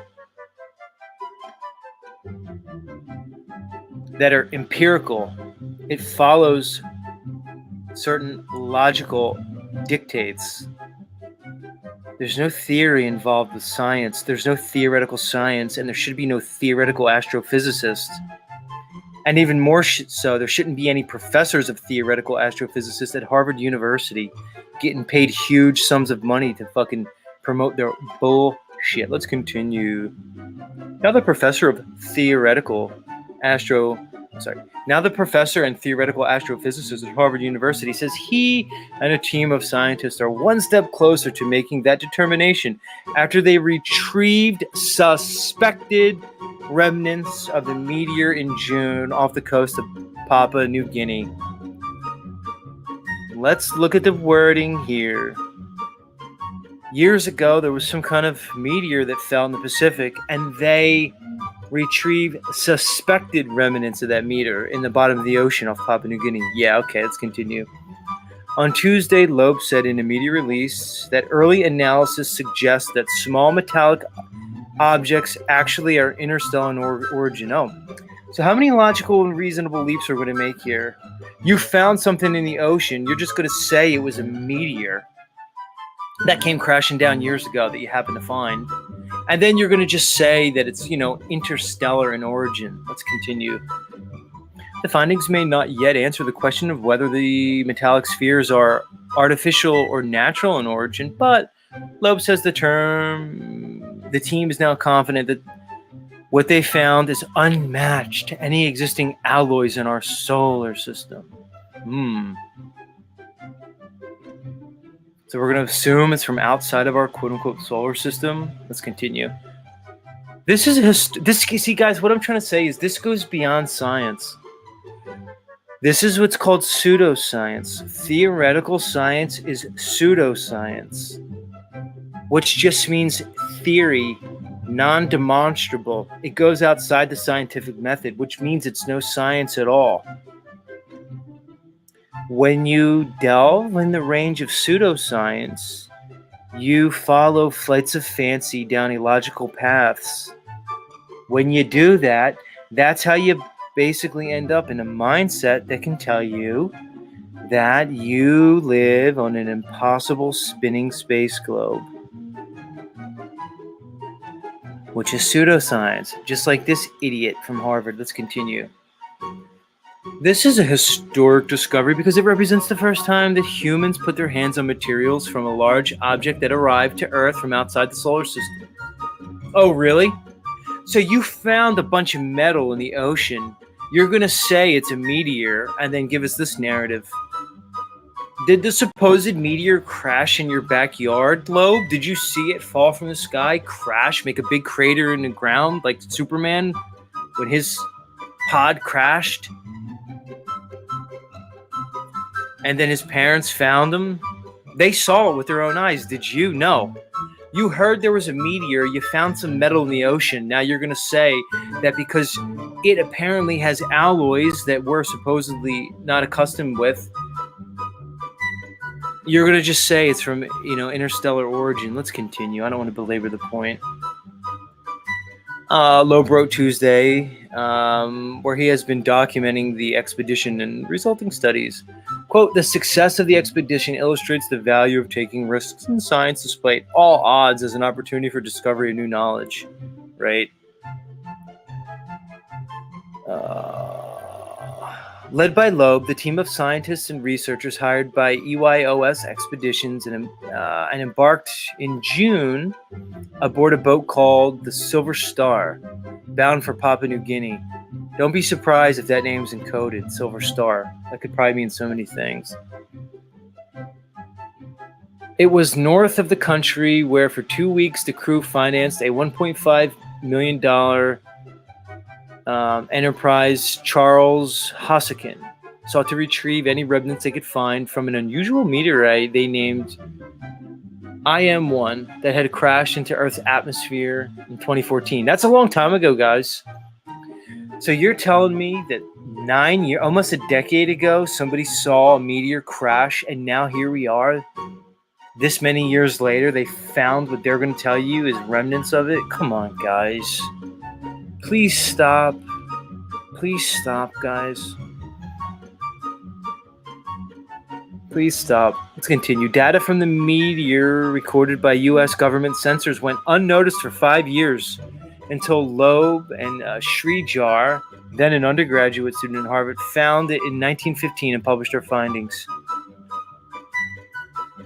So they went through old NASA data and found this data and used that to basically triangulate the supposed location of this meteor in the ocean, and they found it. Yeah, okay. Let's keep going. It wasn't for another 3 years, however. So now from 2019, where they looked through the data 3 years later, that the U.S. Space Command announced in a letter to NASA in March 2020 that the object came from another solar system. Oh my God, guys. You think this is science? Think again. The revelation was vindication for Loeb, co-founder of the Galileo Project, the research program at Harvard Smithsonian Center. Harvard Smithsonian Center. Interesting link there. Anyway, for astrophysics dedicated to scientific research for alien technology. Wow. 7 months later, he and his team were 53 miles off the coast of Manus Island, combing more than 100 miles of ocean. Guys, when like planes crash and stuff, they can't even find them. You're telling me this guy found a small meteorite that apparently crashed 9 years ago? I'm not buying it. Combing more than 100 miles of ocean floor with a sled carrying magnets attached to a winch on the deck of the ship. So they pulled up some magnetized minerals, and they're going to tell you it's a meteorite that's interstellar. That's basically what it's going to be. Without any evidence, guys, there's no causation here. Is this science just pulling up some magnetized minerals from the ocean, saying it's a strange alloy, and then claiming it's interstellar? Where's the scientist? Prove it to me. Prove what you found is the meteor you were looking for. Prove that a meteor is indeed what you tell me meteors are. Prove space, and then prove it came from that interstellar space. I'm not buying it. Pseudoscience at best. Joke. What does Z know? Let's continue. We're almost done. As fortune would have it, they found what they were looking for. Oh, you're just going to tell me they found what they were looking for? More than 700 sub-millimeter sized sphericals through 27 runs with sled that are so minuscule that they can only be seen with a...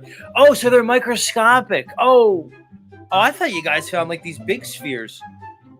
All right, so let's Z break it down for you. A fucking idiot from Harvard apparently took a big magnet and he ran it across the ocean floor in an area where he thinks the meteorite ran. There's no control. Guys, let me talk about scientists. Any Nathan Oakley fans here? I'll do it in my Nathan Oakley voice. IV, dummy, scientific method. Independent variable, dependent variable, and control variable. You have to have a constant to the control. You're going to call this science. Where's the control? Did he drag that same magnet across ocean floor elsewhere and see what he pulled up? No, he just did it in the 100-mile purported areas. What did he say? How big of it was it? 100 square miles? 100 miles. They didn't say square. They just said 100 miles, whatever that means, of ocean floor. Okay, so a dummy from Harvard in association with the Smithsonian Institute, or is it an institution now? I don't know. Weird. Anyway, let's continue. An idiot from Harvard and his dummy team spending millions of dollars, they drug a... Is it drag? Doesn't matter. A magnet across some ocean floor. They pulled up microscopic magnetized minerals that they're saying are called 700 sub-millimeter sized sphericals that can only be seen in a microscope. You basically pulled up some mineral dust, analyzed it, and said the composition, the alloy composition, is so rare and unseen that it only could have come from a fucking interstellar environment meteorite. And you have the balls to call this science. Wow. This article's better than I thought it was going to be.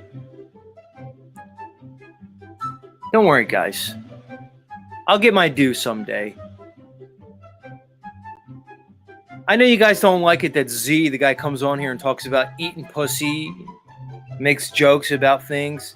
I know you guys don't like it that Z's going to be one of the guys that's going to rip down all accepted academia and what they call science. I know it's hard for some of you people because you want to come on and have your channels and you want to pretend you're so high-minded and you want to give the persona that you're really smart. Z comes on here like a fucking goofs and destroys all you motherfuckers. It's got to be hard for you. Eat your heart out, douchebags. Let's continue. Quote, "This is a historic discovery marking the first time that humans hold materials from a large interstellar object." Yeah, because you just said it is. Huskinson said in a statement, quote, "I am extremely pleased with the results from this rigorous scientific analysis."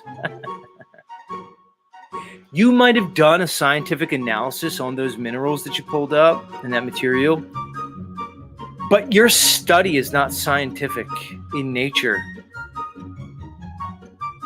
Idiots. Let's continue. We're almost done. Last few sentences. Last few paragraphs. It wasn't the first time that Loeb had theorized that an interstellar object entering our solar system could be an extraterrestrial artifact. In 2017, the comet Oumuamua, a Hawaiian for scout or messenger, was detected flying through the solar system, puzzling scientists with a strange shape and trajectory. Oh, I remember this comet. This is going to be funny, guys.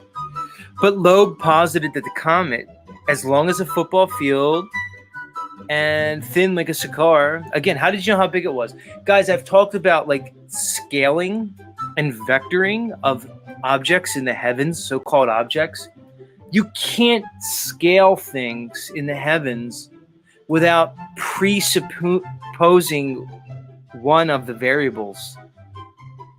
Like how they presuppose the size of Venus to tell you how big the sun is. Let's continue. As long as a football field and thin as a cigar was able to accelerate as it approached the sun, get this, by harnessing its solar power as a light sail, not unlike the way a ship's sail catches. So they're going to say that this comet behaved against their standard model that they give you that involves gravity. So anything that goes against the standard model, instead of just recognizing, admitting that it falsifies their stupid standard model that involves gravity because they see a so-called comet that's accelerating as it approaches the sun. No. They're just going to tell you that it was being, accelerated as a light sail, not unlike a ship's sail. They're going to tell you that solar energy acted to accelerate it. Oh, God. And they present this to you idiots as science. Let's continue. Because no natural phenomenon would be capable of such space travel, Loeb was essentially suggesting it could have been an alien spaceship. Wow. Why don't you just admit it debunks your stupid model and stop lying to people? A study in March explained the comet's odd orbit as a simple physical mechanism thought to be common among many icy comets. Outgassing of hydrogen as the comet warmed in the sunlight. Right. They're just going to presuppose it had ice. They're going to presuppose that as it heated, electrolysis happened that created the hydrogen that was ignited by the sun's energy and it accelerated the comet. Are you fucking kidding me? Unbelievable. I can't even... Undeterred, Loeb also began studying around the time the Fireball catalog from the Center of Near-Earth Object Studies at NASA. That led him and Sriraj to discover data on this other comet, this IM1, which had first been detected in 2014. And let's finish. Though too small to be noticed by telescopes through its reflection of sunlight, its collision with Earth generated fireball recorded by the U.S. government centers. Oh, interesting.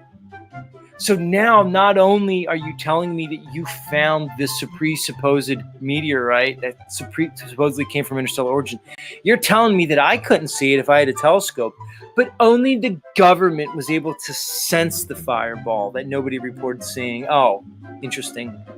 Fucking believable.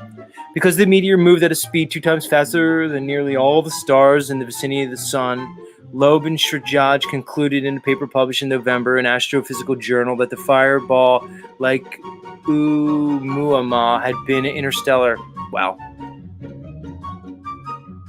Whew. There's fucking more. I'm going to continue this because I'm like that. That's why I'm going to continue it. Early analysis shows that some sphericals from the meteor path contain extremely high abundances of unheard of composition of heavy elements. Oh, interesting. See, they don't say it's unheard of elements. They say it's the composition of the elements. You see how they slip? It's not, guys, okay? It's not, it's not kryptonite. Remember how they said, like, kryptonite was an element unseen because it came from Krypton? And it was like Superman's downfall? No. It's elements that we know, but it's the combination. It's the alloy of them.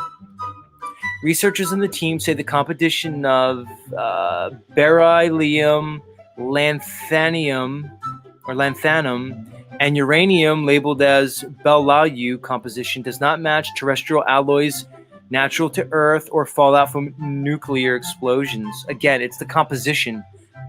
It's the alloy. It's not the minerals themselves. It's not the heavy elements themselves. Oh, God.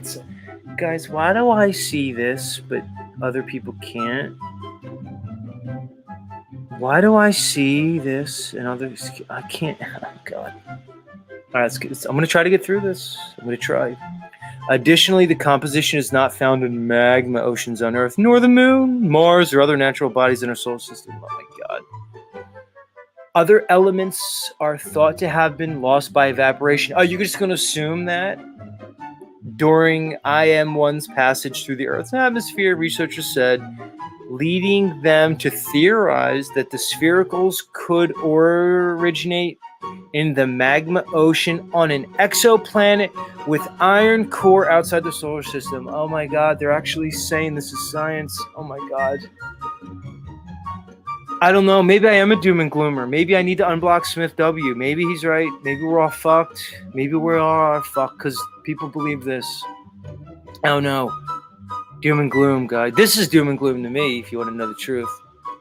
Researchers continue to investigate the origins of objects at 4 laboratories at Harvard, University of California, Berkeley, and Brucker Corp, and the University of Technology in Papua New Guinea. Oh, so Papua New Guinea, because we found it near there, gets in on this. I think I'm done here. Loeb also said a paper has been submitted for publication in an unnamed scientific journal. Why not just tell us the journal? The findings demonstrate the success of the first exploratory exposition and pave the way for a second exposition. Oh, you're going to spend more money on it? Said the coordinator, Rob, somebody from EYOS. Quote, we love to enable our clients' projects anywhere on Earth, but this is out of this world. Unbelievable. And that's it. I'm done with that article. It's complete nonsense, guys. They have the balls to call it science. No, it's pseudoscience, which means it's just theory, which means it's made up, which means it's a deception. See, what they're going to do is, guys, they're going to present you and they're going to barrage you with all types of articles just like these with the same bullshit. And they're just going to do it over and over and over again. They're just going to do it emphatically. They're going to do it in their journals. They're going to say it's peer-reviewed research. And they're going to use it. And they're going to tell you over and over again that you're just an idiot if you don't believe it, because all the science shows it. No, it's just consensus. It's all it is. And consensus is proof of nothing. Hey guys, if a bunch of people say you did something, does that mean you did it? If you accuse me of a crime and get a bunch of fucking people up there and say that I did it over and over again, but show no actual proof, does it mean that I did it? No. Because you could just say, well, why would they lie, Z? Why would all these supposed experts say you did something if you didn't do it? It's unbelievable. I'm trying to show you guys something, man. I hope there's at least a few people out there who understand what I'm trying to show you with this stuff. Maybe you learned something. All right, let's move on. I know when the segment's over, when this music gets on my nerves, like when I come out. So I what I do is I go into like a consciousness space to present that to you guys. And I know when I'm done the segment, when the music just becomes unbearable. What's Rose saying? Right, Rose. I'm going to read that. Rose says, witness testimony is one of the main reasons people are wrongfully convicted. People fucking suck, can't remember shit. Body cams prove that every day. Right. That's why it's called circumstantial evidence. Just like this is circumstantial evidence of interstellar space. It's only circumstance. It's not causal. Rose, I have a theory that Rocker Chick is Karen B. Can you confirm or deny that, Rose? Hmm.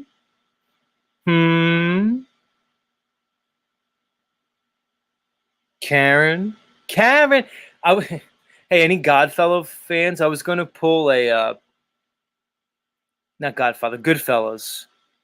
Because everybody says when I say Karen, like my accent is close enough to a New York accent, even though it's a Philadelphia one, where it sounds like Ray Liotta over and over again saying Karen from Goodfellas.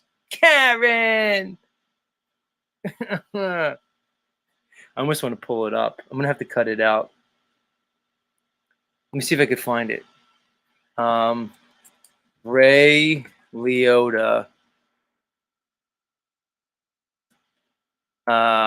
Karen montage. Oh, please have a montage of Ray Liotta saying Karen. Just please. Somebody please do this for me so I don't have to do it. No, you see, I'm going to have to do it on my own. Let me play this one.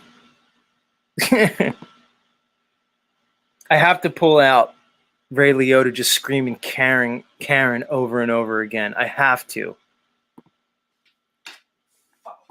Where's the stuff that I left, Karen? I flushed it down the toilet. You what?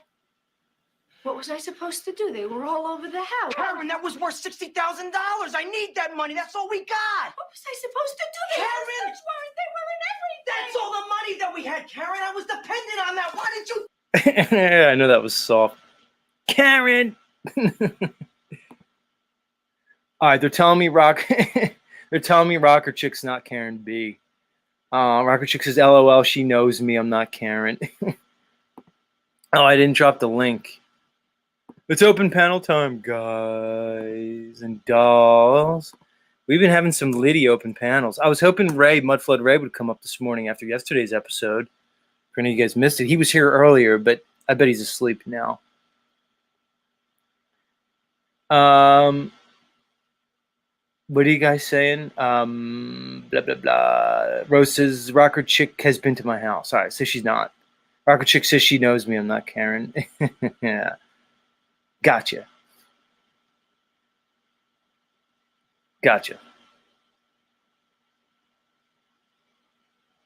Yeah, right? Rose, apparently everyone's been to your house.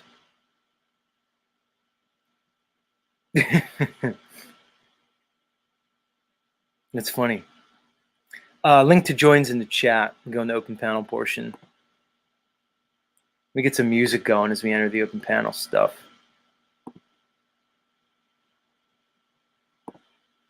Now, I was hoping Boston Ray, I was hoping Mudflood Ray would come up. But he was up early. He's probably asleep. He has weird hours. We kind of did the whole Mudflood Ray yesterday. Apparently, so he's out of jail. Update for people who were here yesterday. It's confirmed. I don't know what he's facing, what kind of charges he's facing, or anything like that. But it's good to know he's out, Ray. And, you know, we critiqued Ray. I hope you understand, Ray, that the critique was, coming from a place that you can understand. It was not malicious in any way.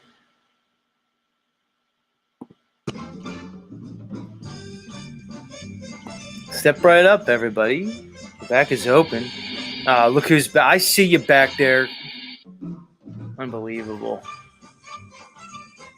Unreal.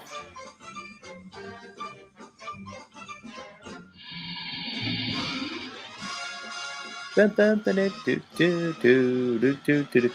right, so before I let you back up, Smith, I need to find theme music for you. I just do. I need to pull something weird up for you because you're creepy, dude. I'm gonna admit, Smith, you creep me out, dude. Your vibes are very disjointed. You're really a dark guy, bro. You probably don't see it. You think you're justified in your righteousness. But meanwhile, you're embodying an energy that is quite destructive. And it's all over you, dude. Your energy is whack as fuck. And I've had some really whack motherfuckers up here, dude.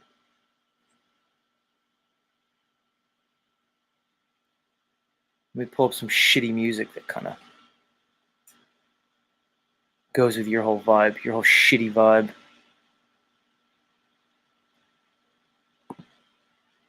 I don't like you that much, Smith. You're not likable. As a matter of fact, you're an unlikable person, really.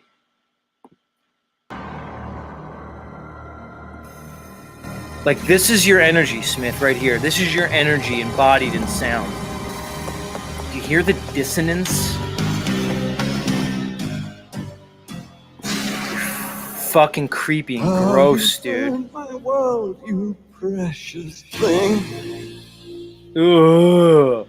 You starve near exhaustion. Yeah, Uncle Rick, please come up, Uncle Rick. It's been a long time since you've been up, man. Can you come talk to this asshole? Uncle Rick agrees with me with you, Smith. You're kind of a fucking degenerate, really. As you come up with a label that says Christ is King, you're a fucking degenerate and you're gross.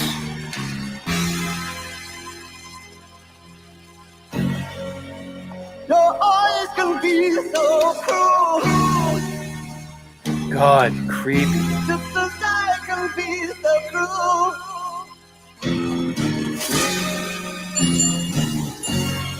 Oh, I do believe in you. Toby! Yes, I do. Live without the sunlight. Live without the sun. It's David Bowie. Oh, he left. Yeah. He ran away because he doesn't like when I play music. Right? He has gross energy, Christy Lee. He really does.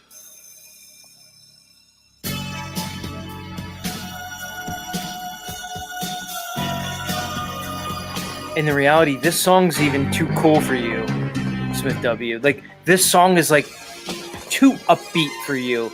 But I couldn't find any other music to match your vibe. Like, maybe I'll just get a sound effect of like somebody like taking a dump.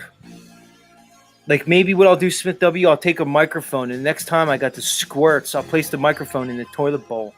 And I'll just take a dump all over it, and then that'll be your fucking theme music. It's disgusting. Yeah. That's right, Rocker Chick. Rocker Chick says play some metal. Are you sure you're not Karen B, Rocker Chick?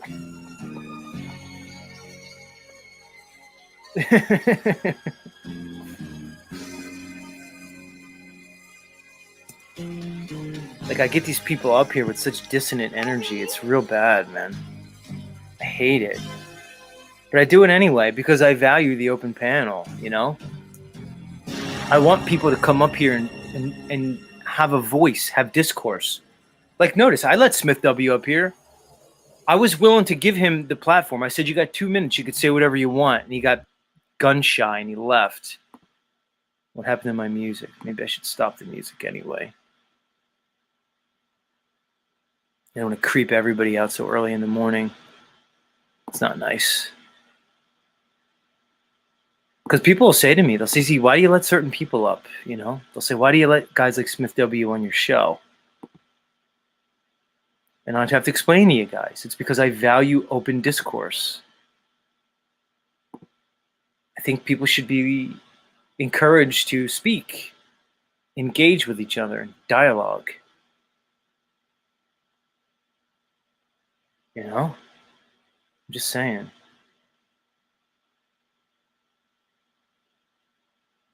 So I encourage it. Sometimes people get upset, like yesterday with the whole Mudflood Ray thing. Oh, Mudflood, I have music for you. Let me get my Mudflood Ray music up. Where is it? Let me try this.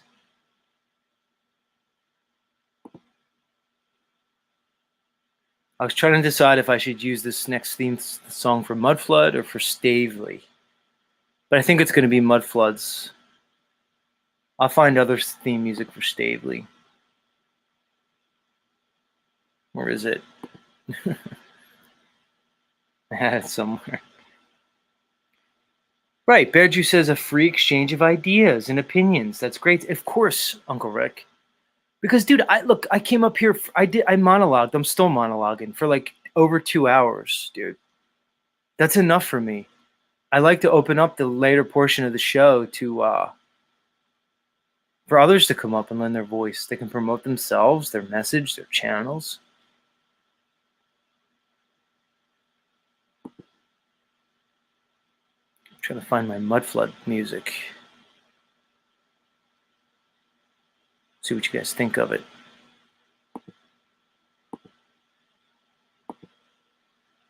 Here it is.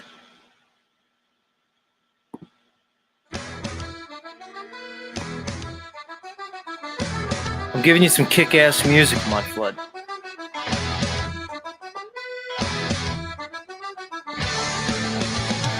This is you going at the cops yesterday, Ray. We all saw you.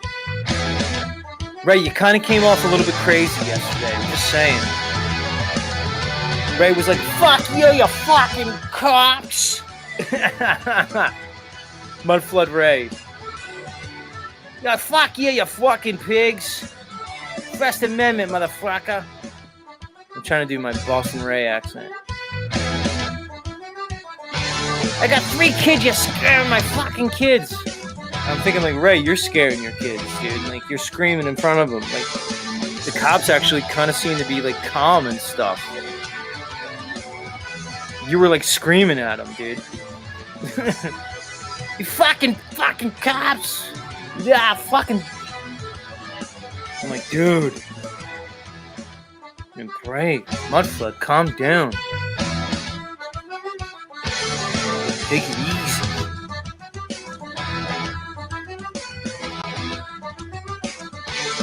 Who's in the back? Somebody's in the back.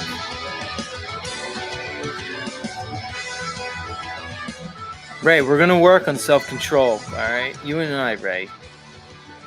We're going to work on breathing exercises. All right? You got to calm down when the cops show up at your door. All right? You don't have to treat them like, you know, like the way you do. You could just talk to them. Kind of makes you look like a fucking drunken Boston lunatic. And I'm not saying you were drunk, but most Irish drunk fucks come off like you did. You know?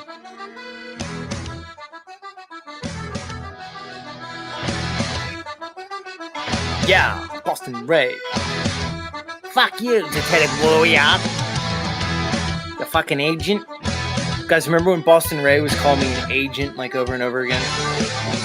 You're a fucking agent, motherfucker.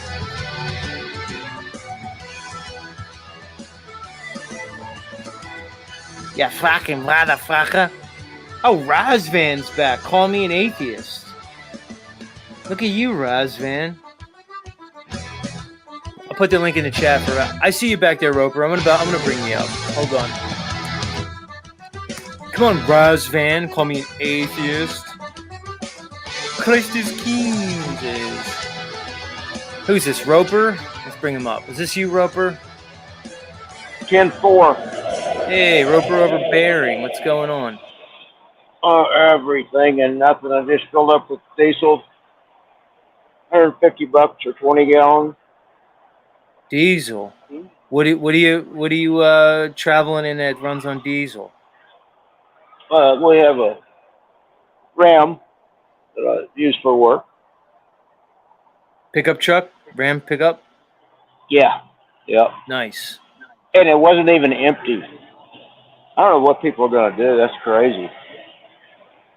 Oh, well, you know, they're just gonna everybody make it electric vehicles. You're gonna have an electric truck at some point. That's all. Yeah. Oh, what was I thinking? Of course, you're right.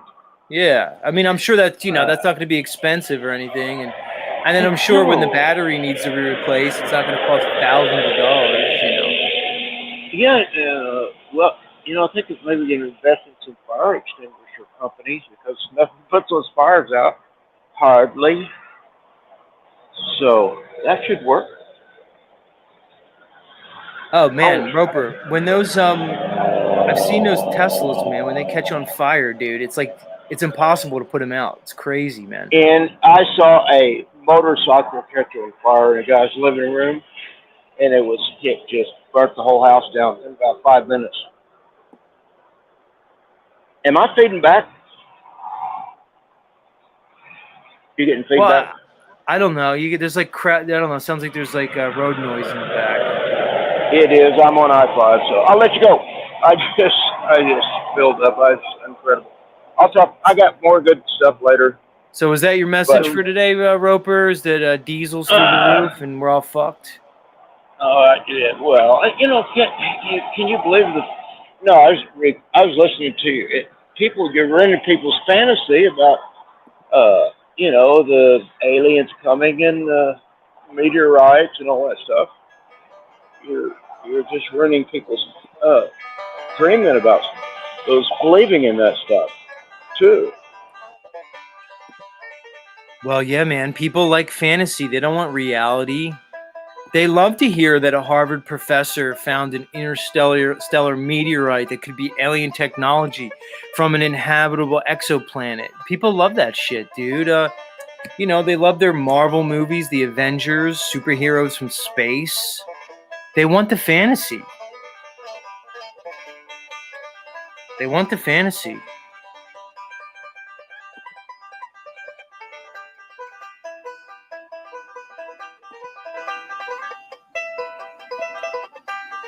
You there, Roper?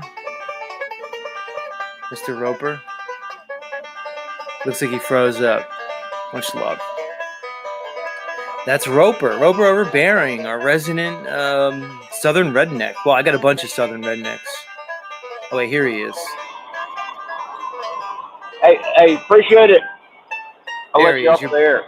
You're back. All right, dude. Really? Keep it real, man. Let's go. Keep it real. Take care. Thank you. All right, you too. Bye. Much love. Much love.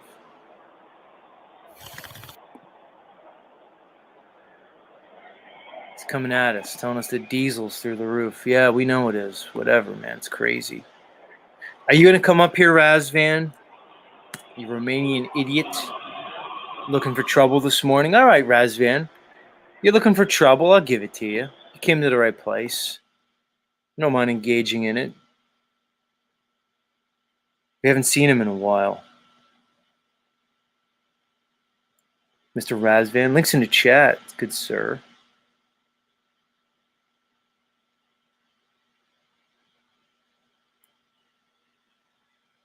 He says his word is proof. Man.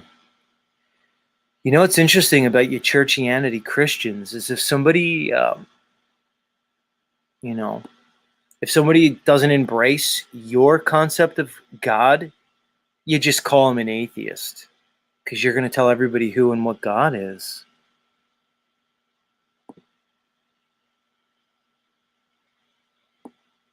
You're going to espouse the virtues of Christianity while at the same time embodying none of them.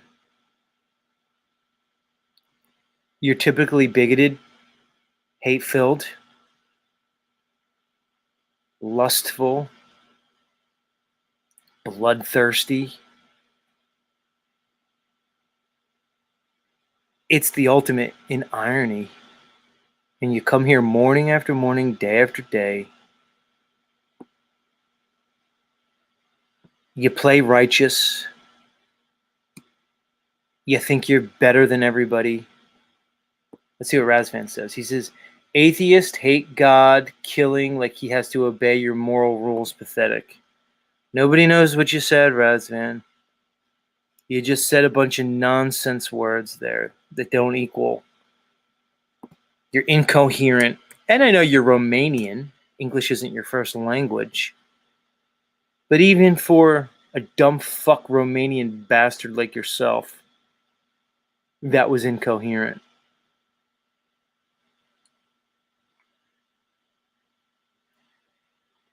You are the ultimate Bond villain, Mr. Razvan.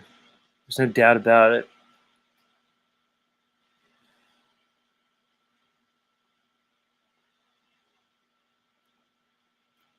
You guys project onto everybody else consistently.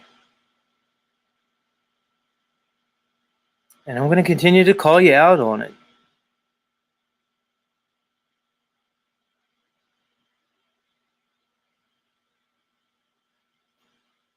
I'm going to call you out on it. You guys are giving me recommendations for Stavely's theme music.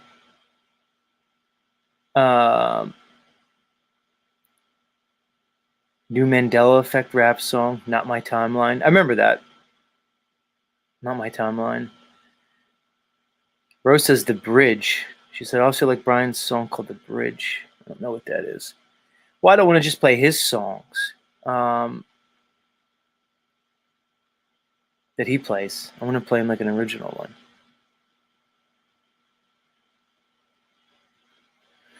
Razvan says, you're not God. He can kill whoever he wants. Dumb fuck sodomite lover USA trash. Oh, okay. So the gay thing triggered you, Razvan. I get it. I mean, I'll try to resist to do like the standard trope where I tell you that you're probably a repressed homosexual. You probably are self-loathing. So you're going to come on here and basically say, I'm a sodomite lover. Right. This is the truth community. You guys are disgusting. Fucking gross.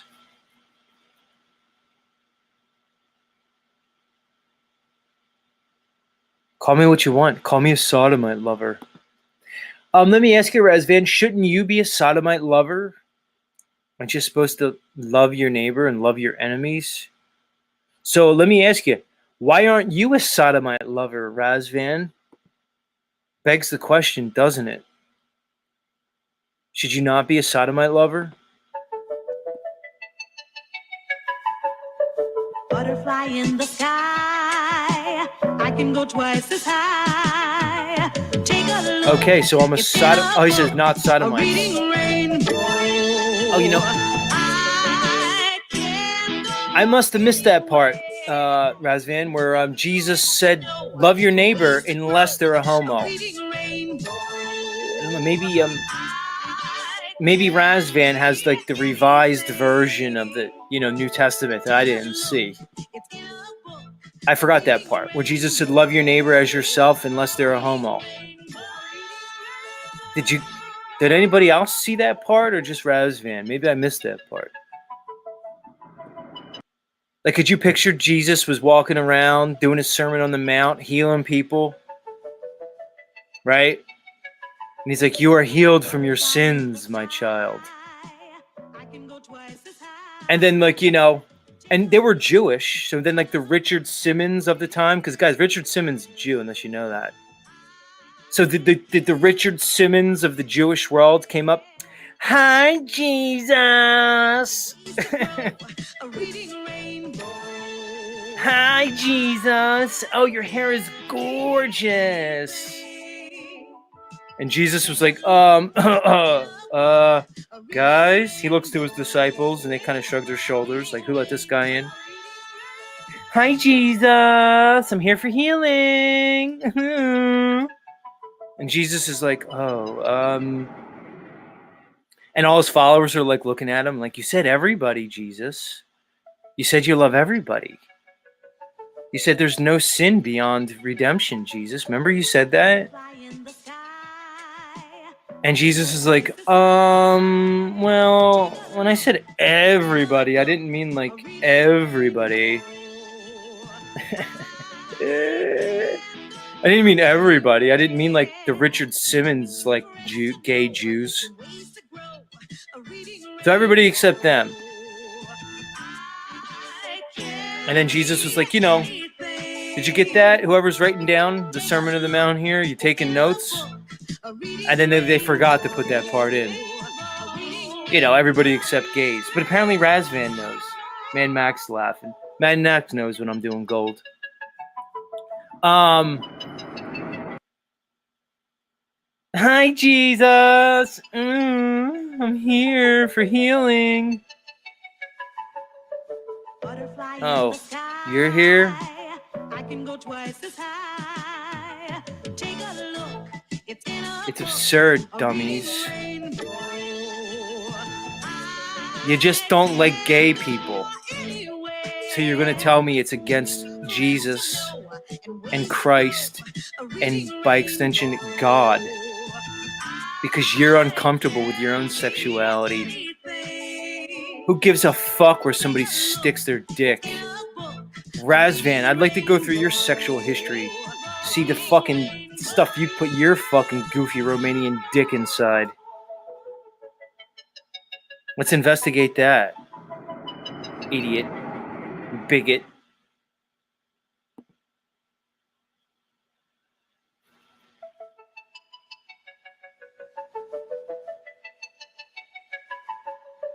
Butterfly in the sky. I can go twice as high. Take a look. It's in a book. Hi, Jesus.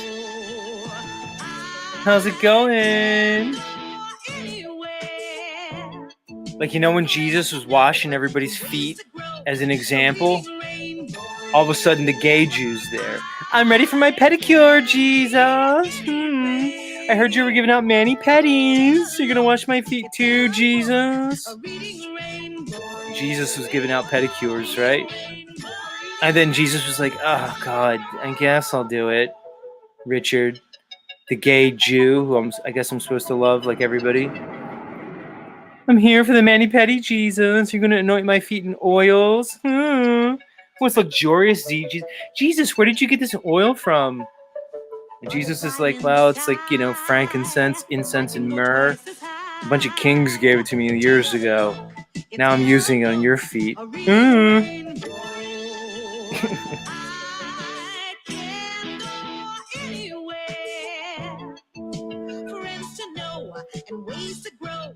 Give me a break.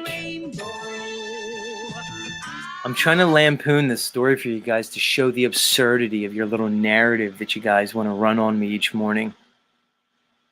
Your little fucking narrative.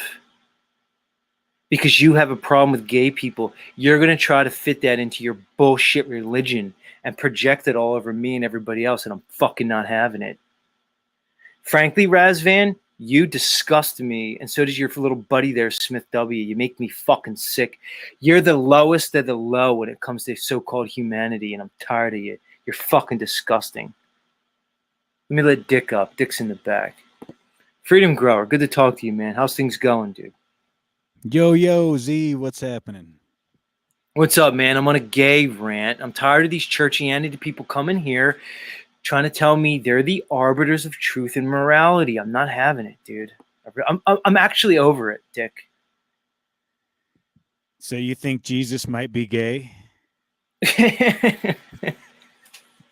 Look, I think it's just Jesus could have been just as much chance of being gay as anybody else. Exactly. We don't know what his sex life was. They didn't get into that in the Bible. I didn't see that particular book added by the Council of Nicaea. I think they left that out. Right. Could you imagine if like the Catholic Church came out, or the, whoever's the arbiter of apparently truth these days, and says, "Hey guys, we found another book, and it appears to be legit. Turns out Christ was a homo." I would love to see what would happen there, like how everything would change, because Not only was he a homo, he was selling his mouth. He was out, sucking dick in the streets to get by. For real. Because the reality is, man, when I ask the Christians, show me where it says homosexuality is a sin, they can't do it because there's no scripture that it says it. I don't know if you heard earlier, I asked that Smith W. character. I said, show me where it says homosexuality is a sin. He pointed to one line in Revelation where it says, in the end days, men will be lovers of themselves. Now, to me, a logical mind, Dick, will show, like, the societal narcissism and solipsism that we see throughout today's cult of culture. As we love ourselves, we're in love with the screen, the mirror, social media. No, an idiot like Smith W. is going to try to make the link and says that means homosexuality, man. It's crazy. Right. Like you couldn't interpret that a different way. I think the whole deal is to obfuscate from what's actually happening. So rather than look at we're in a petri dish and we're being tinkered with, we're being experimented on, microplastics, all these hormone inducing toxins within our environment, estrogenic foods, and that maybe that might be having an impact on our hormones and how we develop. Rather, we'll just argue about, well, God hates gay people. God doesn't like the gay people, or no, God does love gay people. He is all right with gay people. So you got all these denominations and different perspectives on what God thinks about gay people. It's fucking insanity, Z. Well, yeah, because first they're going to tell you what and who God is, and then from there they're going to basically project a bunch of attributes onto the deity that they just basically created. It's look, it's basically a playbook on exploitation and mind control. You just present people with a bunch of fear. You tell them how scary their world is, how fucked they all are, and then you give them the answer. It's the definition of what they say, Hegelian dialectic. I'm loving watching the chat get triggered. Like even 76er, like he heard you make the comment about Jesus sucking dick, and he fucking lost it. He said scumball to even joke about that. It's so base, guys. You guys are operating on such a base level. I'm almost embarrassed to like be associated with you guys. Go ahead, floor is yours. Well, it's they don't even know who Jesus is or was, or what it even means, or if what the guy's name actually was. You got anonymous authors writing books for about a guy that we don't even really know how his name was pronounced, or it's just laughable. The entire thing gets so ridiculous to the point where people literally argue over whether God loves or hates gay people. And the reality is, there's all kinds of things that are affecting us as humans. Look at our reproductive levels now, just the amount of viral men that are actually able to have children without some kind of, drug that will allow them to reproduce, women that can't actually even get pregnant. We're obviously in a toxic system. There's all kinds of things going on that are changing who we are and what we are. And some of it's by consent, some of it is not. And to me, that argument about God and does he like gay people or not, it's just to get away from the truth and not look at what's actually happening.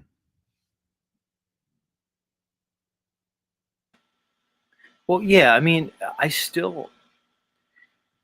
like to look at things logically. So when I look at things logically, it's like, okay, So we want to talk about immorality and sexual deviancy and stuff like that. But it's like, my trope is, let's look at even the so-called heterosexual relationships. Like, what about the deviant behavior there? People that are in marriages, they've taken a vow to be committed to each other. Say what you want about it. Running around behind each other's backs, lying to each other, really doing all kinds of things that are just probably immoral and deviant. But we're going to overlook that, and we're going to focus on, so-called homosexuality. And we're going to make that the ultimate sin, which basically just sets up a situation for hate, bigotry. And what do you want? Do they want these people to be hurt, injured, imprisoned?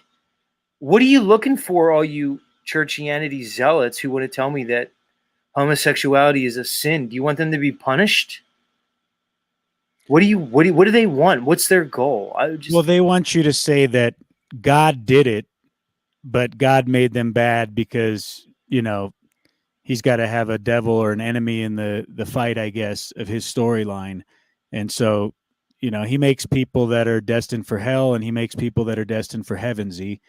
And by golly, if you're destined for heaven, we're going to get you up and saved today in this here church, get you doing your tithes and offerings, get you coming every Sunday, because, that's what God's all about, is making bad people and making good people, and having the pastor tell you which one of those people you are.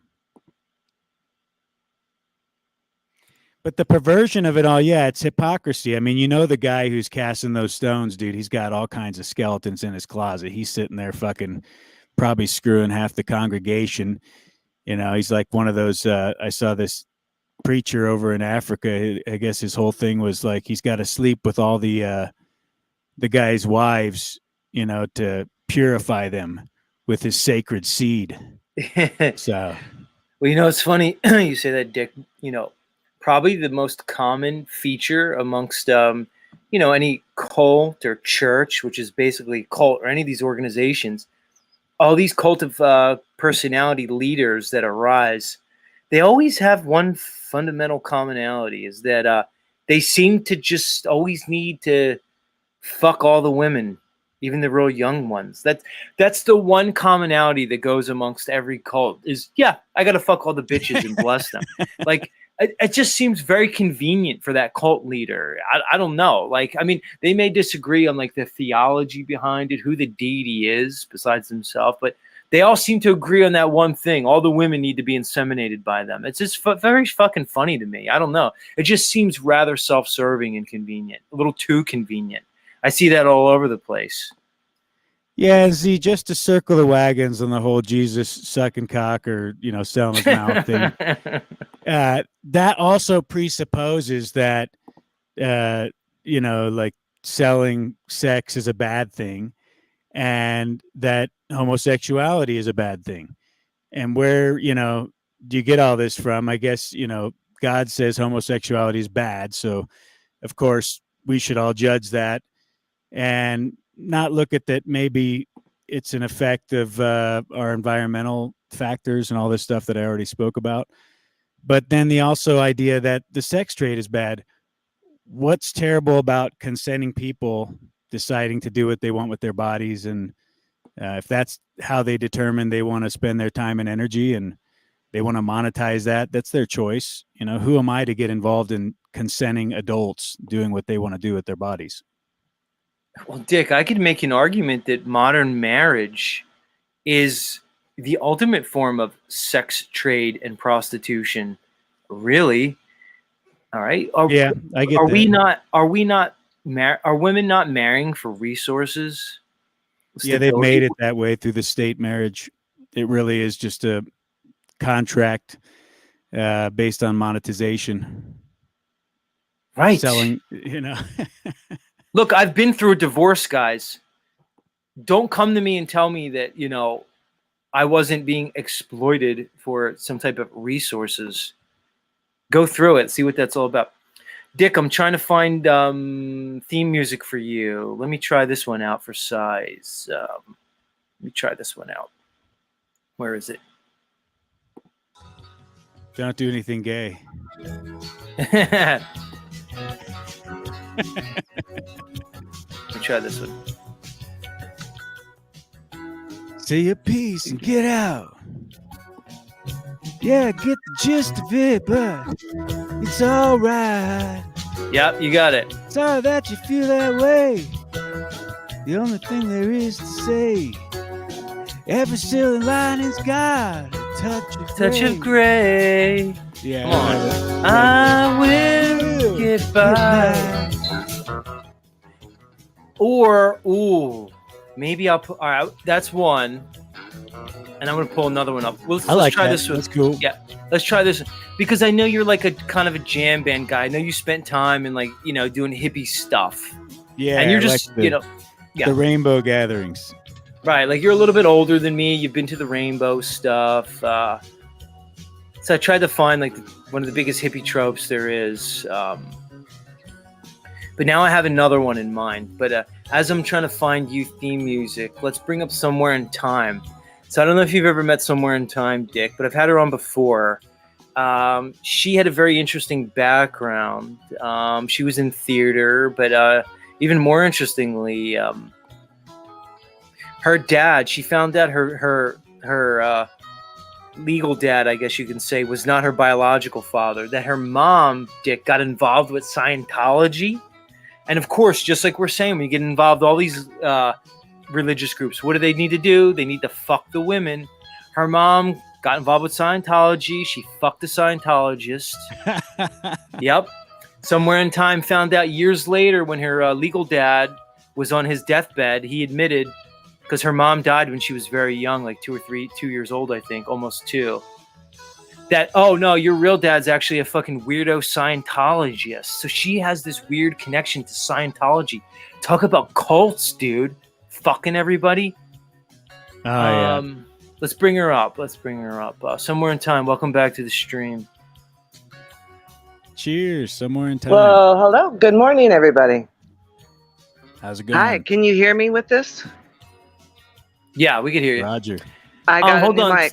Nice. Somewhere in Time. Hold on for a second. Dick, can you read the comment and this is where Razvan, the alleged Christian who's supposed to love people, look at the vitriol he throws at me. I'll read it. He says, your wife I'll read it. Go ahead. You're a sodomite simp.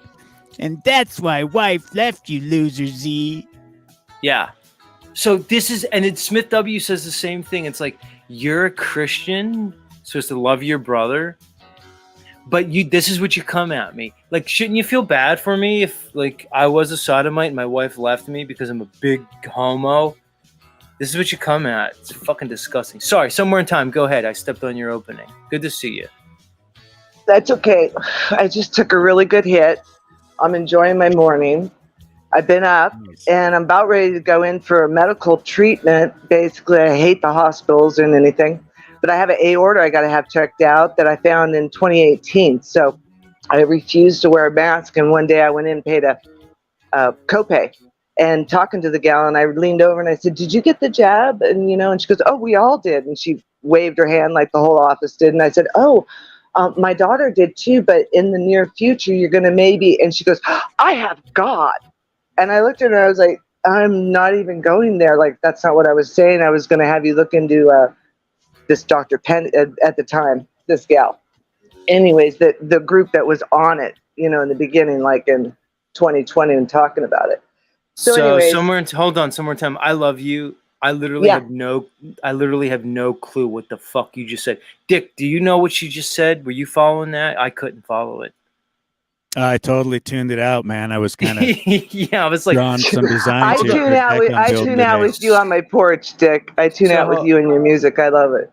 Hold on, Somewhere in Time. Let's try to get to it. So, I know you said you just took a big hit and stuff. So first of all, you're gonna go like to your medical appointment like all stoned and stuff. Like you're not paranoid. Yeah, I walked out, tore my mask off, told everybody in there they're walking sheeps, and told them to give me my $40 back for my copay. And she said, "You could die according to your, have an aneurysm, your charts here." And I looked at her and I said, "I refuse to come in here right now with you people. It's like I'll see you in a couple years. And so I'm going in like it's been 2018.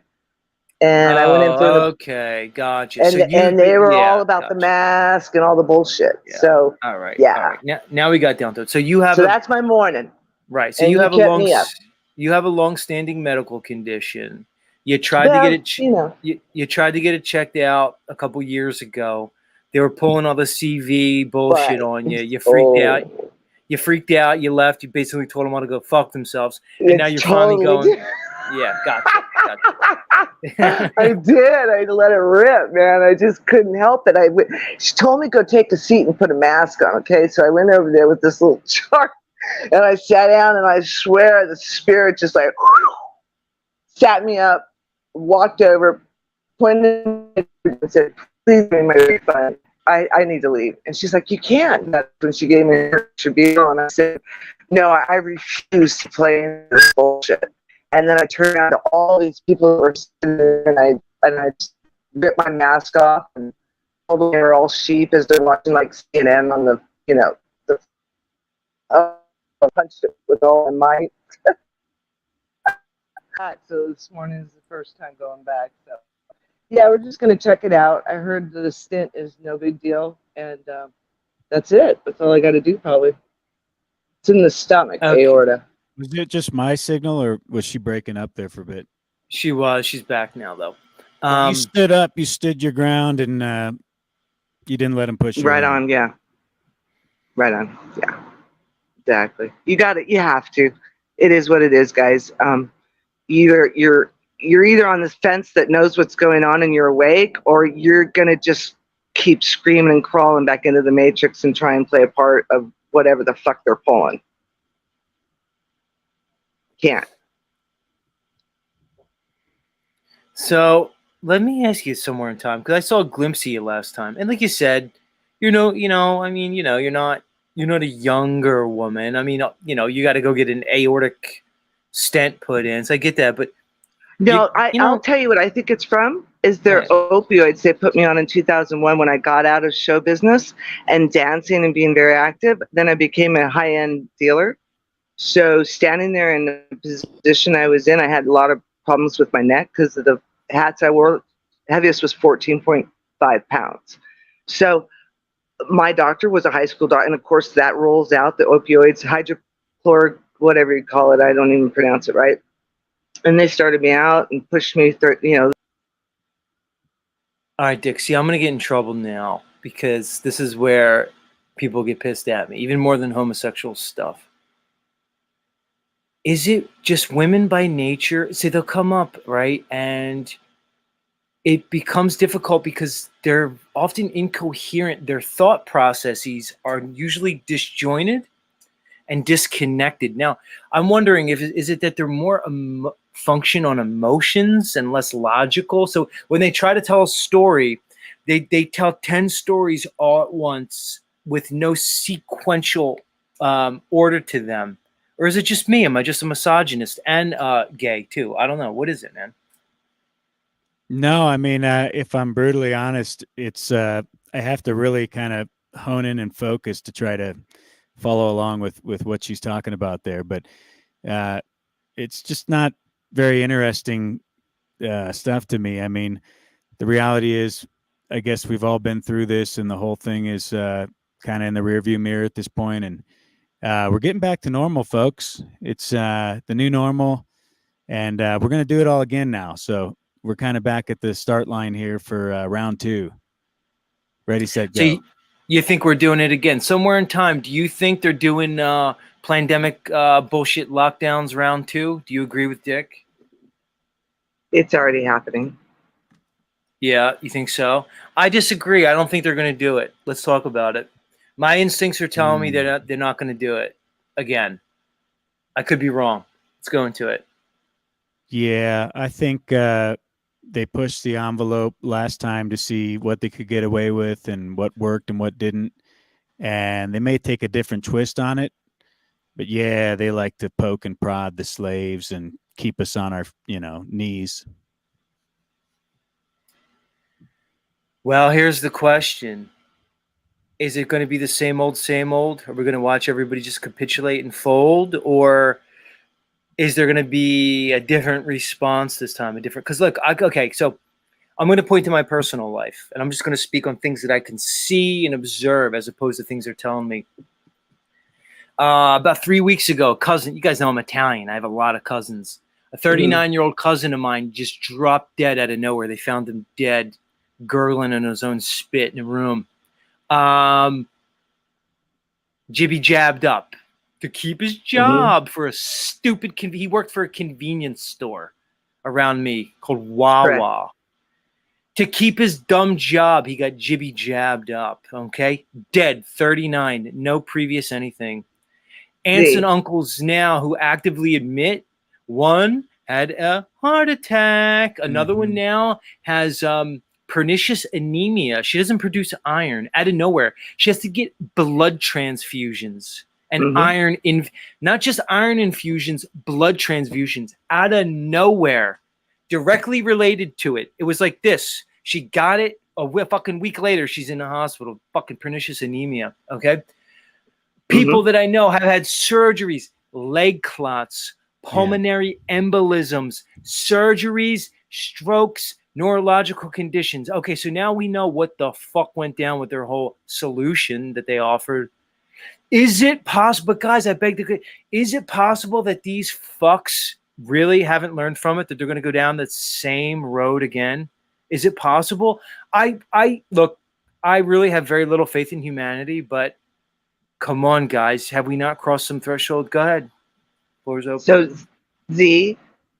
what I was referring to, it's not that they're going to line up like the sheeple they were at the beginning. They're already having buyer's remorse. What's going to happen is they're going to, let's hark back to what you were in your opening, in frequencies, and they're all around and all that good stuff. All they need to do is their little magician act on their end and crank it somewhere, anywhere.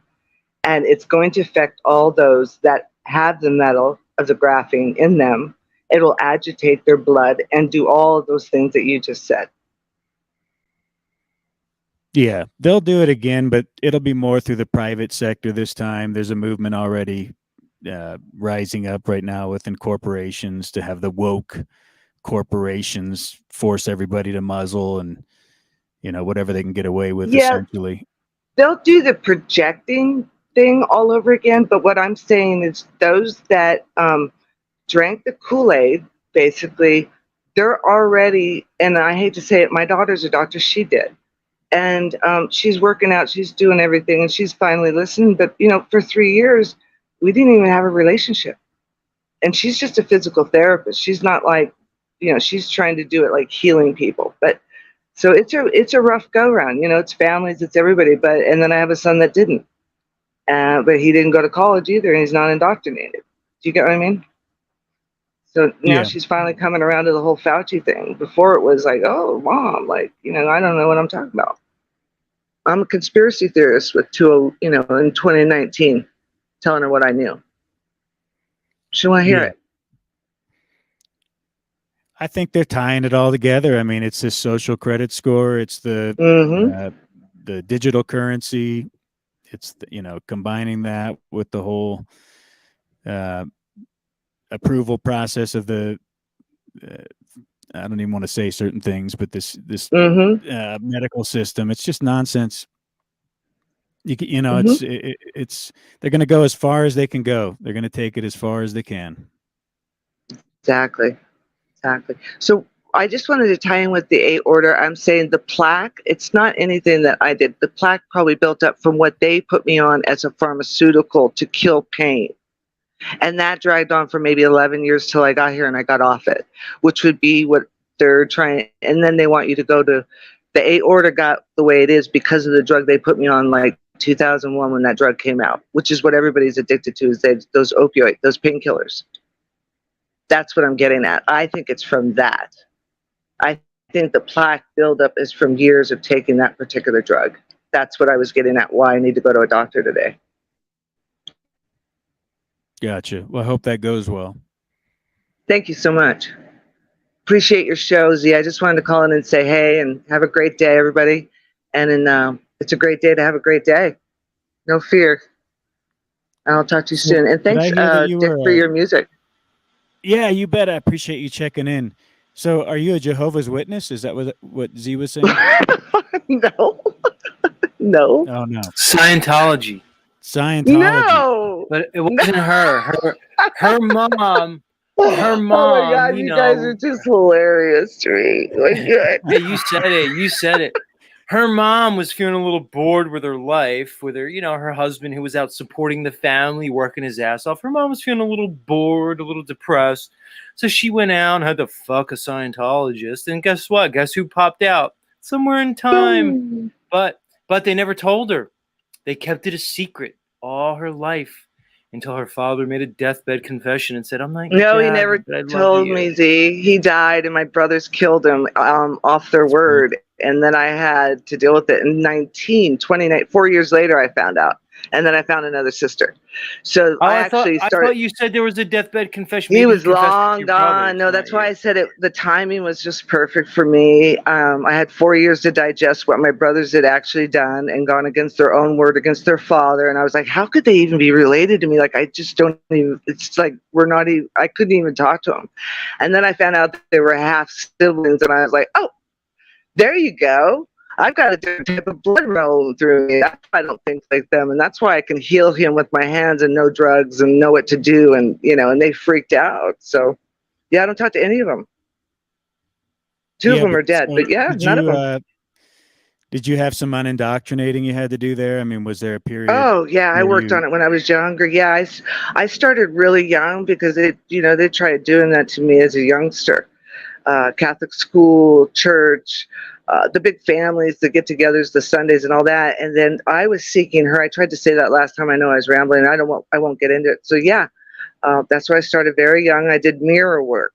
I would just look in the mirror and just ask myself, who are you? Where are you? Where's your mom? Like, I had no memories. They didn't talk about her, all that good stuff. So I found all that out later in life, doing my own digging, seeking, and finding myself, really. And anything I didn't focus on, it came to me. And then I think it was in her. She was a beautiful Yeah. woman. Yeah. So when Razvan says a dead atheist is a good atheist, does that make him Who's a a good dead Christian? atheist? I'm, Yes. personally, I'm not at anybody's path, judgment, or journey. Like, people are really in their own imagination and thoughts. Like, Z comes up with some really good movie theatrical scenes of the way my mom went down, with the whole Scientology thing. It's a little deeper, but I roll with it. I think it's funny. But when they come out with stuff like that, I can't really get in people's wherever they're at, like whatever No, I spark know. needs to go off. Yeah, I don't even know how to put it. But that's a trip what you came up in, what you had to deal with your upbringing, and then you had to come out of that whole thing. Where are you with religion and spirituality? Well, and I all do that want to again? say that I was a tomboy. Okay, I looked like a boy. I acted like a boy. I played with the boys, and I was the best athlete you could probably find. I was in gymnastics, ballet, soccer, you name it. I just did it all, and whatever I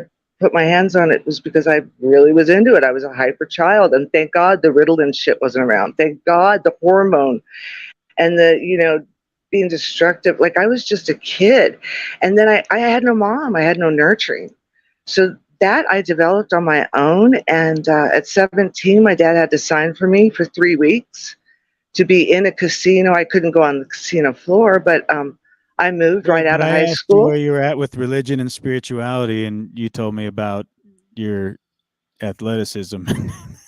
That's my point, and like I don't want to make it about all women because that's probably a hasty generalization. But like, you asked her a question and it was just like Ritalin. It was just like ba-da-da-da-da. It was I'm a like tomboy, and I got and I'm real at tomboy, my Ritalin, good at this, ba-da-da-da-da-da. It was just like a fucking tsunami of disjointed, incoherent fucking thought fragments. Like, right. it does Christ in it. And no, I'm supposed to. I might turn gay. Hey, Razvan, you might have something right about me. I might just go gay because I can't take it anymore. Because for me to get laid, Careful. I got to listen to this stuff. It's like, all right, so picture me, Zetetic Warrior. I'm like, maybe I kind of want to get laid. I'm feeling a little, oh, that chick looks nice over there. And then I got to sit down and listen to Somewhere in Time. They'd be like, Ritalin, da-da-da, thought fragments, my mom, Scientology. And I'm just like, it's not worth it. It's not worth it. Razvan's going to hit you up in the DMs after this. You open the door, Z. Hey, Somewhere in Time, are you there? I'm here. Hey, listen, what do you think about this music? Let me play this. I'm trying to find theme music for Dick. I haven't found music for you yet. Somewhere in Time. You asked me how I'm not indoctrinated. I worked on it. Put it that way. Years and years, and I started really young. Does that answer it for you? I was just thankful they didn't put me on Ritalin. Thankful they didn't have this hormone bullshit in the push. I'm against pharmaceuticals, and I might have threw you on some fucking Ritalin. All right. Okay, back off. I'm just having trouble because I have a filter that automatically tunes out nonsense, but then I try to focus in and override the filter. Don't do that. It's against your instinct. You trust your filter, Dick. What do you think about this, or do you like the Touch of Grey better?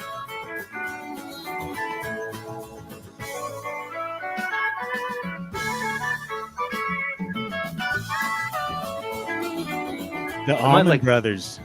Yeah. That's good. I might like this one better. Yeah.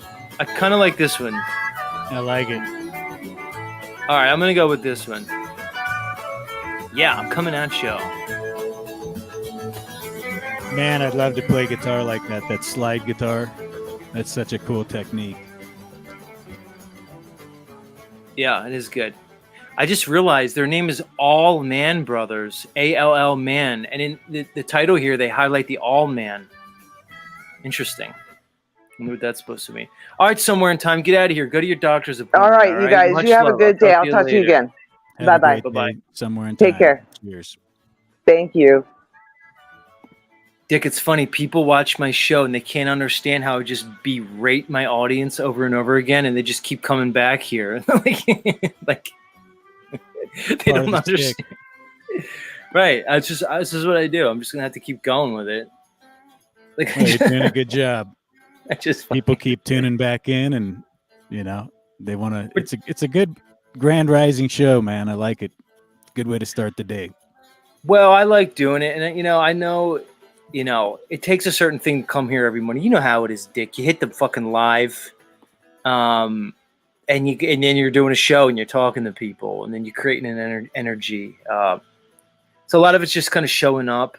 A lot of it is, dude, like, people really want to know what I'm doing here. Like, I'm trying to create moments here and create an experience for everybody, but even otherwise, I'm trying to leave like my voice. I want it to be known for what it's worth, that during these times, this is what I was speaking about. This was my consciousness. This was my awareness. I'm not just sitting down being quiet. I want it to be on record, dude. I mean, can you relate with that, Dick? Because you know how it is. You and I probably, we probably, I don't want to say deserve, but we probably have at least the skill level and the intelligence to be like radio podcast people. Like, if you and I like somehow got under the beast, I can compare you and myself to like other quote unquote content creators who have like millions and hundreds of thousands of subscribers, and we're probably more compelling, more interesting, and can hold an audience better than them. Right. Yeah. But we know the things we talk about aren't going to get that play. They're not going to get the algorithm. They're not going to get promoted. But we do it anyway. I could say why I do this, but why do you come on and lend your voice to these topics? Well, just to put the spotlight back on you, I remember early on you said something about I wanted to bring people together, that you did. And people may have judged you as being divisive in some extent because you have a heated personality and you're controversial, all that stuff. But if you look at what you've done now, you really are crossing lines of, I guess, communities and bringing different thoughts and ideas together, from the flat earth to the rights and freedom movement and Mandela effect and all this. And so I think there is some of that going on with what you're doing. I think people misinterpret people's intentions, and you know, a lot of what I think you're doing is just comedy and having fun and expressing yourself and communicating, because I know that's what I was motivated by a lot when I would go on consistently, was just I have something to say and I don't give a fucking shit if anyone wants to listen or not. I'm going to say it. This seems to be where people are communicating, so I might as well put my 2 cents in. But I could get into a lot of deeper philosophical reasons of why people should speak up or why I am inclined to do it myself. I mean, I'm compelled to, because the spirit that's in me, the Most High, gives me a message. I feel like if I'm not faithful with that and I don't share it, then I shouldn't be surprised when I'm cut off. So if I'm given that inclination and prompting, I have to take heed to it. And I've learned that in my life, like, you know, opportunity is often just squandered. A lot of people will claim, you know, to be the victim because life is just all these circumstances have screwed them over. But a lot of them, they don't have the courage to take the risk and take the leap and try something. And so, you know, I'm about getting out of the comfort zone.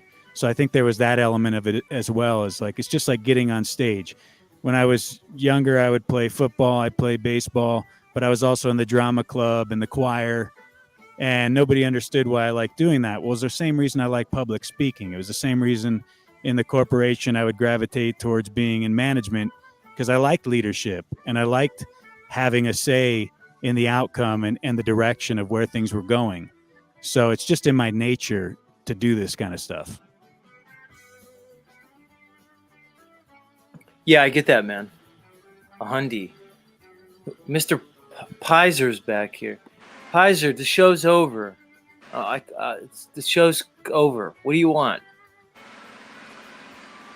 What's going I am on? only here for one reason, and I have find my arch nemesis, Nacho Taquito. I will find him on these Yoto streets. He has been hiding from me, but I will find him. You cannot hide, Taquito. Never again.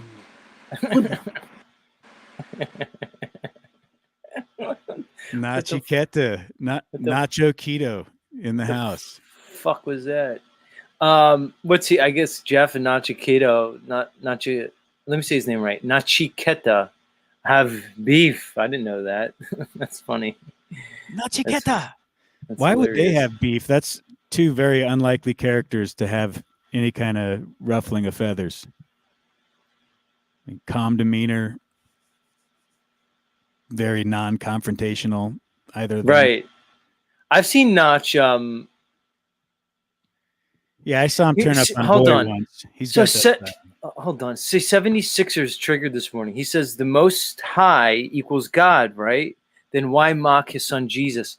Do you see the logical leaps that they make? It's you know what it is, Dick. We're never going to be able to get through to people with a certain mindset, no matter what we say, how often we say it. It's just a mindset. They need it. You know, hey, Dick, who are we to take away their golden parachute, their magical feather that they need to fly? Remember when Dumbo couldn't fly without his feather? It's his blankie. Right. He's got his bamba, his bottle. Right. Comfort trinket to make him feel good about his spirituality, so he doesn't have to actually intellectualize it or come to any conclusions about where he stands on things. Perhaps this Jesus character, even though there wasn't even a J in the language at the time that was spoken, this lost language, who do you know that you're pointing to with that name?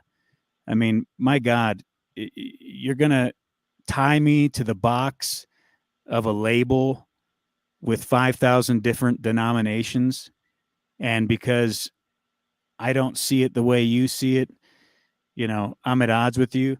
I'm not mocking anything. I'm mocking the idea of anything you're saying being rooted in logic. I guess that's all I'm mocking, if I'm mocking anything. I mean, Jesus is just a word. It's just a label. What does it point to? To me, it points to a man that came here and had an experience. And perhaps many different characters over time that have had a multitude of experiences, and we're Christed beings. I see it differently than you. I always will, you know. I'm not going to ever come to your side of things. That doesn't mean that we have to hate each other and fight each other, but I don't hold sacred what you hold sacred. Labels and names are not my spirituality.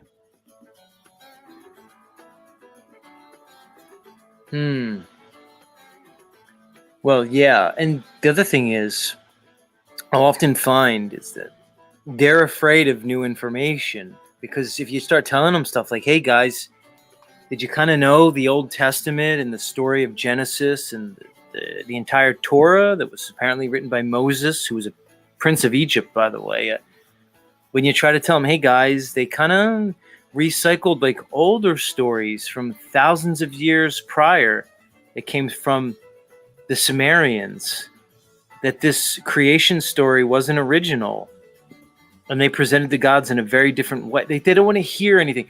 They don't want to hear about, hey, you know, what's presented to you as the Bible was basically authenticated, quote unquote, by the Romans, the Roman Empire, and then was filtered again through the, you know, the so-called King James version of the Bible.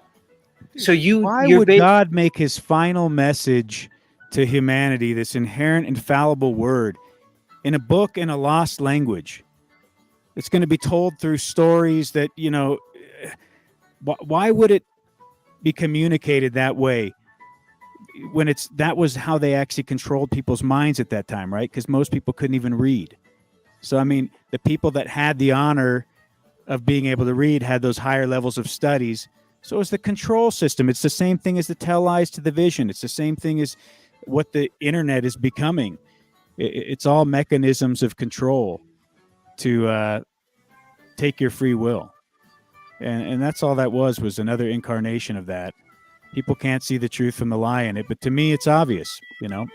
I guess apparently to others, they're still stuck in the sauce from what I can see, but they're entitled to their position.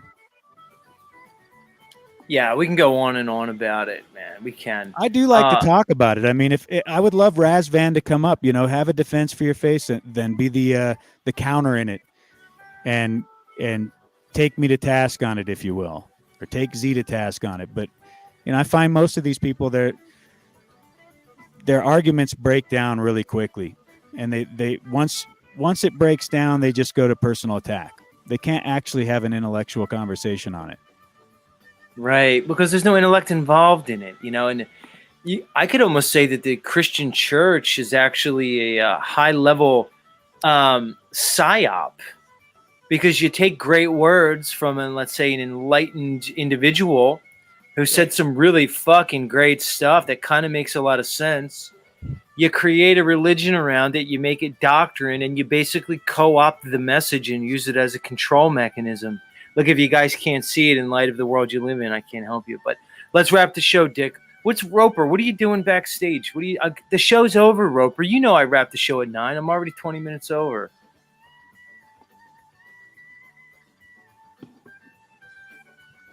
What's up, Roper? Didn't I have you on already, dude? Yeah, he was giving you the lowdown on diesel price. Did you find a better price on gas? I had a scientific explanation for you to help you understand women versus men in speech. Women, you picture women's brains are a bunch of wires, while men's brains are boxes.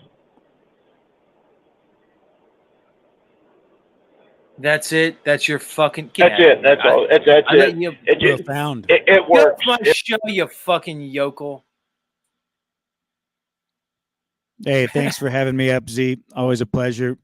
Appreciate what you're doing, and keep having fun, and I'll catch you on the next one. Right on, Dick. You're the man. Keep doing your thing, man, out there. Holding it down. Dick Freedom Grower, everybody.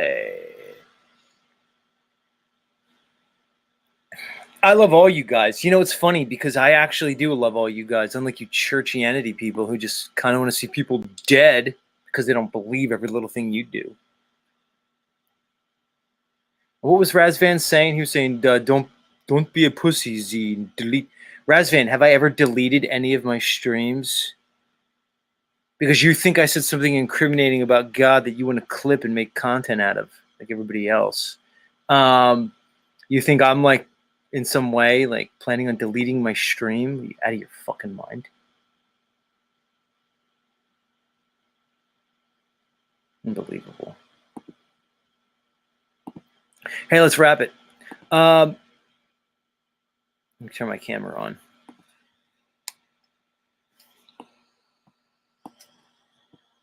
Yeah, friends, family, noblemen, countrymen. That's it. That'll do it for the end of a Z show. That'll do it for the end of a Z week.